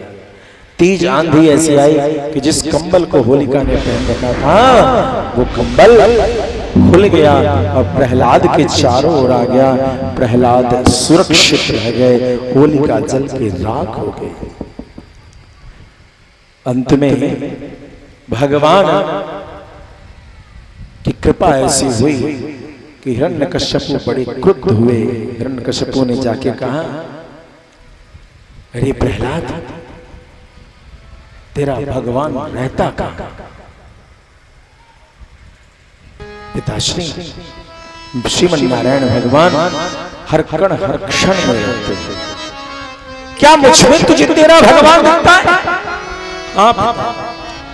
क्या तुझमें भी तेरा भगवान? हाँ पिता। क्या तेरे खड्ग में भी तुझे भगवान दिखता है? हाँ पिताश्री। क्या इस खंबे में भी तुझे तेरा भगवान दिखता है? हाँ पिताश्री, मुझ में, तुझ में, खड्ग कम में, सब में व्यापे राम, सब में व्यापे राम। पिताश्री मेरे राम सब में दिखाई देता है। रे मूर्ख, तुझे इस खंबे में तेरा नारायण दिखता है?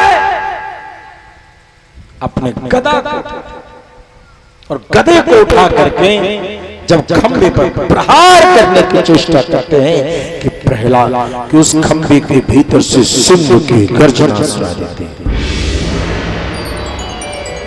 उस सिंह की गर्जना वो सुन करके हिरण्यकशिपु बड़े आश्चर्यचकित है।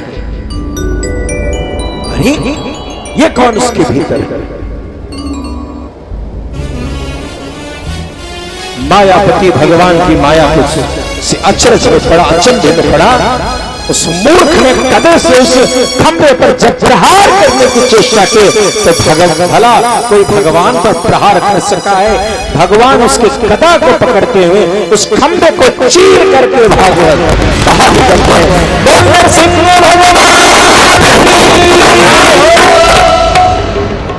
भगवान नरसिंह हिरण्यकशिपु से युद्ध करना प्रारंभ करते हैं।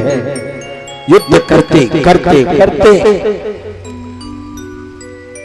भगवान नरसिंह जब देखते हैं कि यह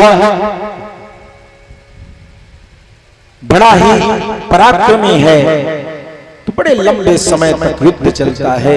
युद्ध करते करते करते सभी देवताओं ने प्रार्थना की कि प्रभु इस दुष्ट का वध तुरंत करें, या जितनी देर है धरती पर उतनी देर पीड़ा ही पीड़ा दे रहा।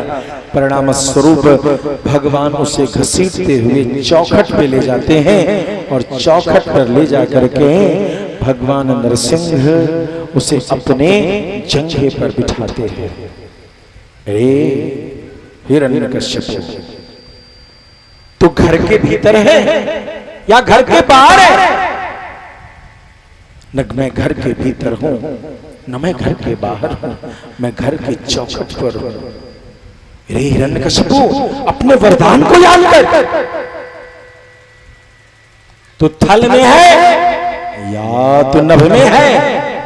न मैं थल में हूं न मैं नभ में हूं, मैं तुम्हारे जंघे पर हूं, मैं तुम्हारे जंघे पर हूं। रे हिरण्यकशिपु निक मेरी ओर देख और तू निहार, तू विचार, ये दिन है या रात है? न ये दिन है न ये रात है, ये सायंकाल है। रे हिरण्यकशिपु निक विचार, तू अपनी ओर विचार, तू देख इस नक्षत्र मंडल को। इस नक्षत्र मंडल में ये कौन सा महीना चल रहा? ये चैत्र मासी महीना चल रहा, ये वैशाख चल रहा, ये ज्येष्ठ चल रहा, ये आषाढ़ चल रहा, ये कौन सा महीना चल रहा? सभी ने विचारा और हिरण्यकशिपु ने विचार करके देखा क्या तो कहा न चैत्र है न वैशाख है न ज्येष्ठ है न आषाढ़ है, ये कोई महीना नहीं। ये नक्षत्र मंडल किसी मास का निर्माण नहीं कर रहे, ये कोई दूसरा महीना नहीं। यह महीना कौन है प्रभु मुझे पता नहीं चल रहा। अरे मूर्ख हिरण्यकशिपु, न ये 12 महीने में कोई महीना नहीं। इस महीने का नाम पुरुषोत्तम मास है और मैंने तेरे वध के लिए इस पुरुषोत्तम मास का निर्माण किया है। रे मूर्ख निकनिहार मेरी ओर, तूने कहा था 84 लाख योनियां जिसका निर्माण ब्रह्मा ने किया हो उसमें कोई तेरा वध करने का सामर्थ्य न रखे। मैं कौन हूं? मैं किस योनि का हूं? मेरी योनि का नाम क्या है?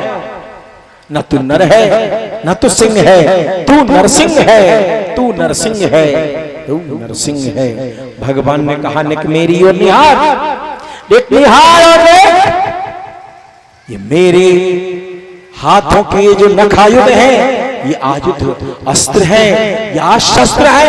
न ये अस्त्र है न शस्त्र है, ये तेरे शरीर के नाखून है। रे मूर्ख, न ये दिन है न ये रात है, न ब्रह्मा की काल गणना का कोई ये कालखंड है, न तो घर के भीतर है न तो घर के बाहर है, न तो थल में है न तो नभ में है, न तो 84 लाख योनियों में किसी योनि में हो, और न कोई अस्त्र है न कोई शस्त्र है। तेरे सारे शर्त पूरे करता हूं और अब ले तेरा वध करता हूं। भगवान उसके उदर को विदीर्ण करके भगवान उसके आंतों को निकाल के भगवान चिछड़े में हिरण्यकश्यप मर चुका है, लेकिन भगवान का ये आवेशावतार उस मृत शरीर का भी वध करने को तैयार है। उसके आंतों को अपने शरीर में लिपट करके भयानक स्वरूप है नरसिंह का। उग्रम वीरम महाविष्णुम ज्वलंतम सर्वतोमुखम नृसिंहम भीषणम भद्रम मृत्योर मृत्युम नमाम्यहम, मृत्योर मृत्युम नमाम्यहम। सभी देवताओं ने कहा प्रभु हिरण्यकश्यप तो मारा, अब हिरण्यकश्यप के वध करने के बाद भगवान अपने पद चाल से त्रिलोकी को प्रकंपित कर आगे बढ़ते जा रहे हैं, और दूसरी कोई भी आसुरी दानवी दैत्य राक्षसी शक्ति है उसके वध करने के लिए जब भगवान चले तो सबने देखा ये क्रोध असमय प्रलय का निर्माण कर भगवान को प्रसन्न किया जाए। सभी लोग भगवान के पास जाना चाहते हैं, मगर भगवान के पास कोई नहीं जा पा रहा। अंत में सबकी दृष्टि भक्तराज प्रहलाद के पास जाती है। हे प्रहलाद जी, आप ही भगवान के सामने जाइए और आप ही भगवान की स्तुति कीजिए। भगवान के सामने प्रहलाद जी हाथ जोड़े हुए जाते हैं और उनके चरणों में अपने हाथों को रख के, अपने मस्तक को रख के प्रहलाद जी प्रणाम करते हैं। प्रहलाद जी ने भगवान के चरणों में जब अपना मस्तक रखा, भगवान को प्रणाम किया, तो भगवान उन्हें अपने चरणों में गिरे हुए देख करके उन्हें गोदी में उठाते हैं और उठा करके अपने कलेजे से लगा करके जीभ से चाट चाट करके दुलार करते हैं।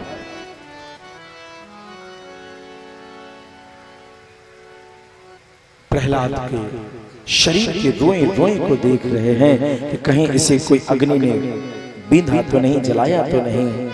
जीभ से चाट चाट करके, यह जीभ का चाटना प्रहलाद को प्रसाद बनाता है, और ये कथा भागवत की प्रसादी कथा है जिसे भगवान ने खुद भोग लगा दिया। ऐसा है प्यारा भक्त, और इसीलिए प्रहलाद जी का नाम भक्तराज प्रहलाद कहलाता है। प्रहलाद जी को आशीर्वाद दे करके भगवान नरसिंह अंतर्ध्यान हो जाते हैं।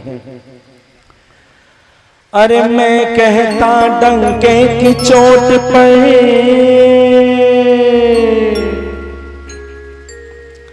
मैं कहता डंके की चोट पर, ध्यान से सुनियो लाला अपना, हरि है हजार हाथ वाला, वो दीन दयाला, हरि है हजार हाथ वाला।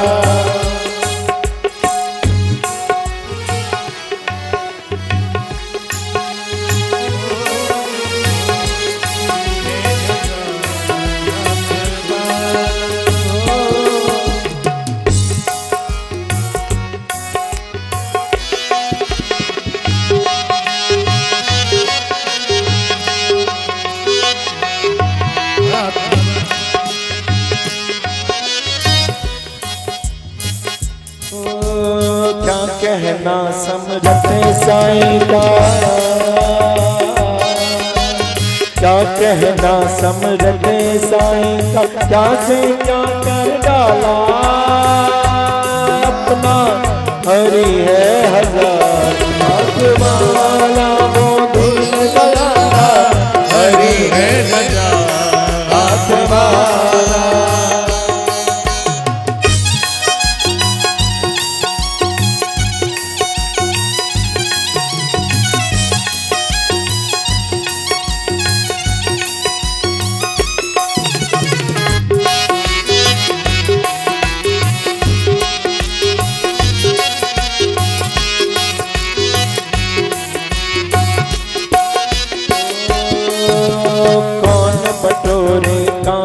पाथर कौन बटोरे काकड़ पाथर, जब हो हाथ में हीरा, जब हो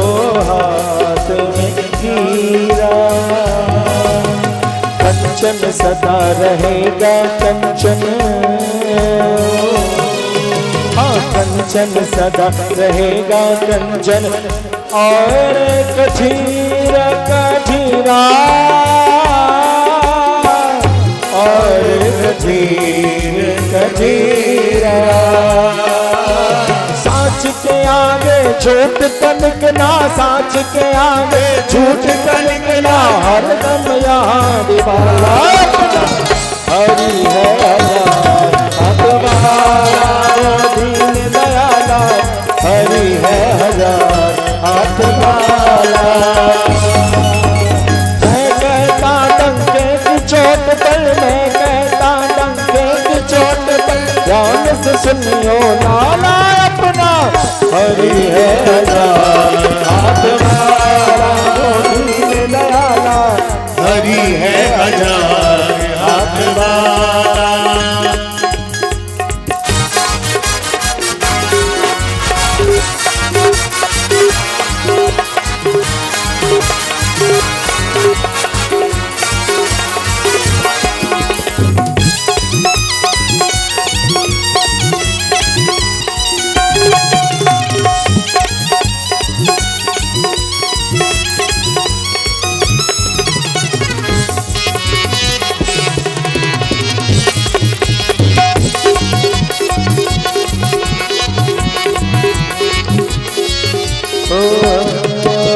कोई झुका नहीं सकता जग में, कोई झुका नहीं सकता जग में, कोई झुका नहीं सकता जग में, अपने प्रभु का झंडा, अपने प्रभु का झंडा। जो उसको छेड़ेगा उसके, जो उसको छेड़ेगा उसके, जो उसको छेड़ेगा उसके सिर पे पड़ेगा डंडा, सिर पे पड़ेगा डंडा। युगों युगों से इस धरती पर, युगों युगों से इस धरती पर उसी का है बोलबाला, हरि है हजार हाथ वाला, दीन दयाला हरि है हजार हाथ वाला। मैं कहता डंके की चोट पर, मैं कहता पर ध्यान से सुनियो लाला अपना हरि है हजार हाथ वाला, दीन दयाला हरि है हजार हाथ वाला। मैं कहता डंके की चोट पर, मैं कहता डंके की चोट पर, ध्यान से सुनियो लाला अपना हरि है हजार हाथ वाला, दीन दयाला हरि है हजार हाथ वाला, हरि है हजार हाथ वाला, दीन दयाला हरि है हजार हाथ वाला। बोल भक्तवत्सल भगवान की जय, श्री लक्ष्मी नरसिंह भगवान की जय जय जय श्री राधे। आरती में आज हमारे प्रमुख यजमान श्री मुरलीधर मिश्र जी, मोतीपुर से श्री सुनील झा जी, ससौला से श्री मुकेश मिश्रा जी, अक्ता पंचायत के युवा मुखिया जिनके ऊपर मिथिला की संस्कृति को संरक्षण करने का अब दारोमदार जाता है, ऐसे श्री माधव झा जी, और हमारे बड़े ही जोशीले लक्ष्मण सदृश कार्यकर्ता दीनानाथ पाठक जी आरती के लिए आएंगे। इस बीच में कुछ दान दाताओं के भी नाम उपस्थित हुए हैं। श्री शत्रुघ्न मिश्र जी सरपंच कन्हौली से इनकी ओर से 5100 रुपए की विशेष सेवा राशि प्रदान हुई है। करतल ध्वनि से इनके लिए मंगल कामना शुभकामना सभी लोग करेंगे। हरसिंहपुर से वकील साहब श्री विकास झा जी के द्वारा 1500 रुपए की सेवा राशि करतल ध्वनि से सभी लोग स्वागत कराएंगे।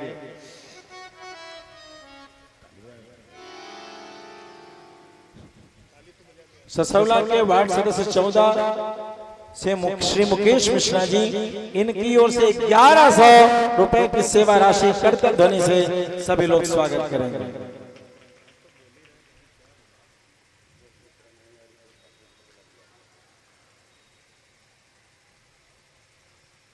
ससौला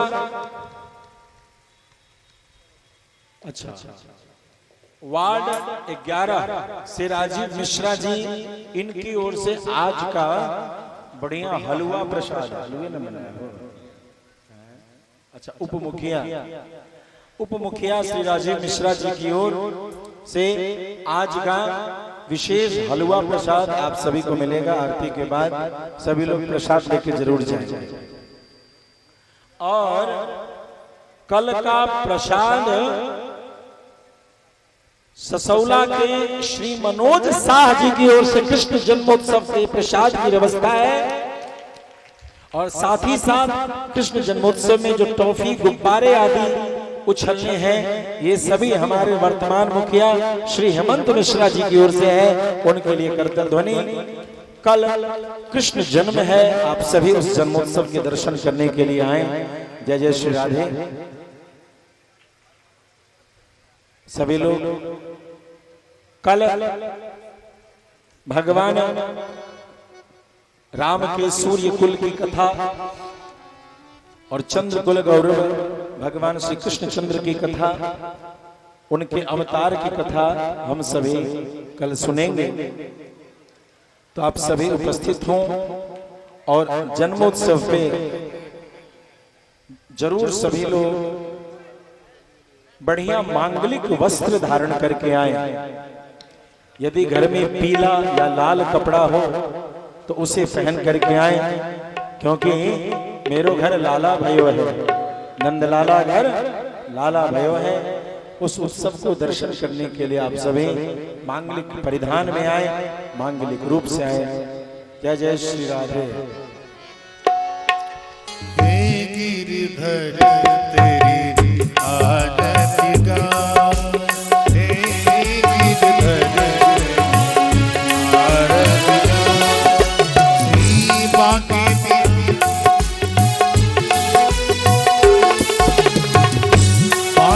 बिहारी तेरी आरती गा,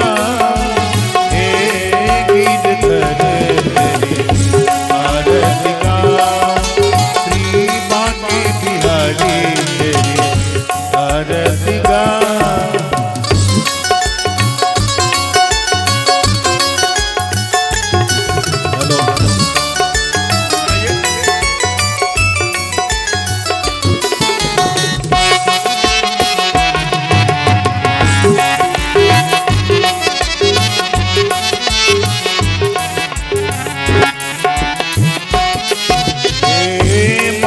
मुकुट तेरे शीश पे सोए, मोर मुकुट तेरे शीश पे सोए, प्यारी बंसी मुनि मन मोहे, प्यारी बंसी मेरो मन मोहे। मोर मुकुट तेरे शीश पे सोए, मोर मुकुट शीश पे सोए, प्यारी बंसी मुनि मन मोहे, प्यारी बंसी मेरो मन मोहे। देखी छवि मैं तो बलि बलि राम, के बिहारी तेरी आरती गा।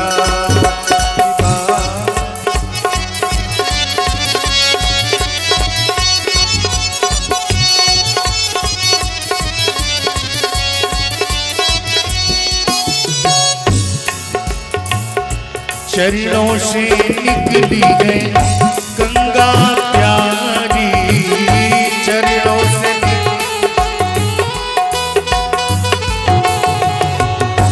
जिसने सारी दुनिया तारे, जिसने सारी दुनिया ओ जिसने सारी दुनिया तारे, जिसने सारी दुनिया तारे, उन्हें चरणों के मैं दर्शन पाऊं, के बिहारी तेरी आरती गाऊं, कृपा की बिहारी तेरी आरती गाऊं।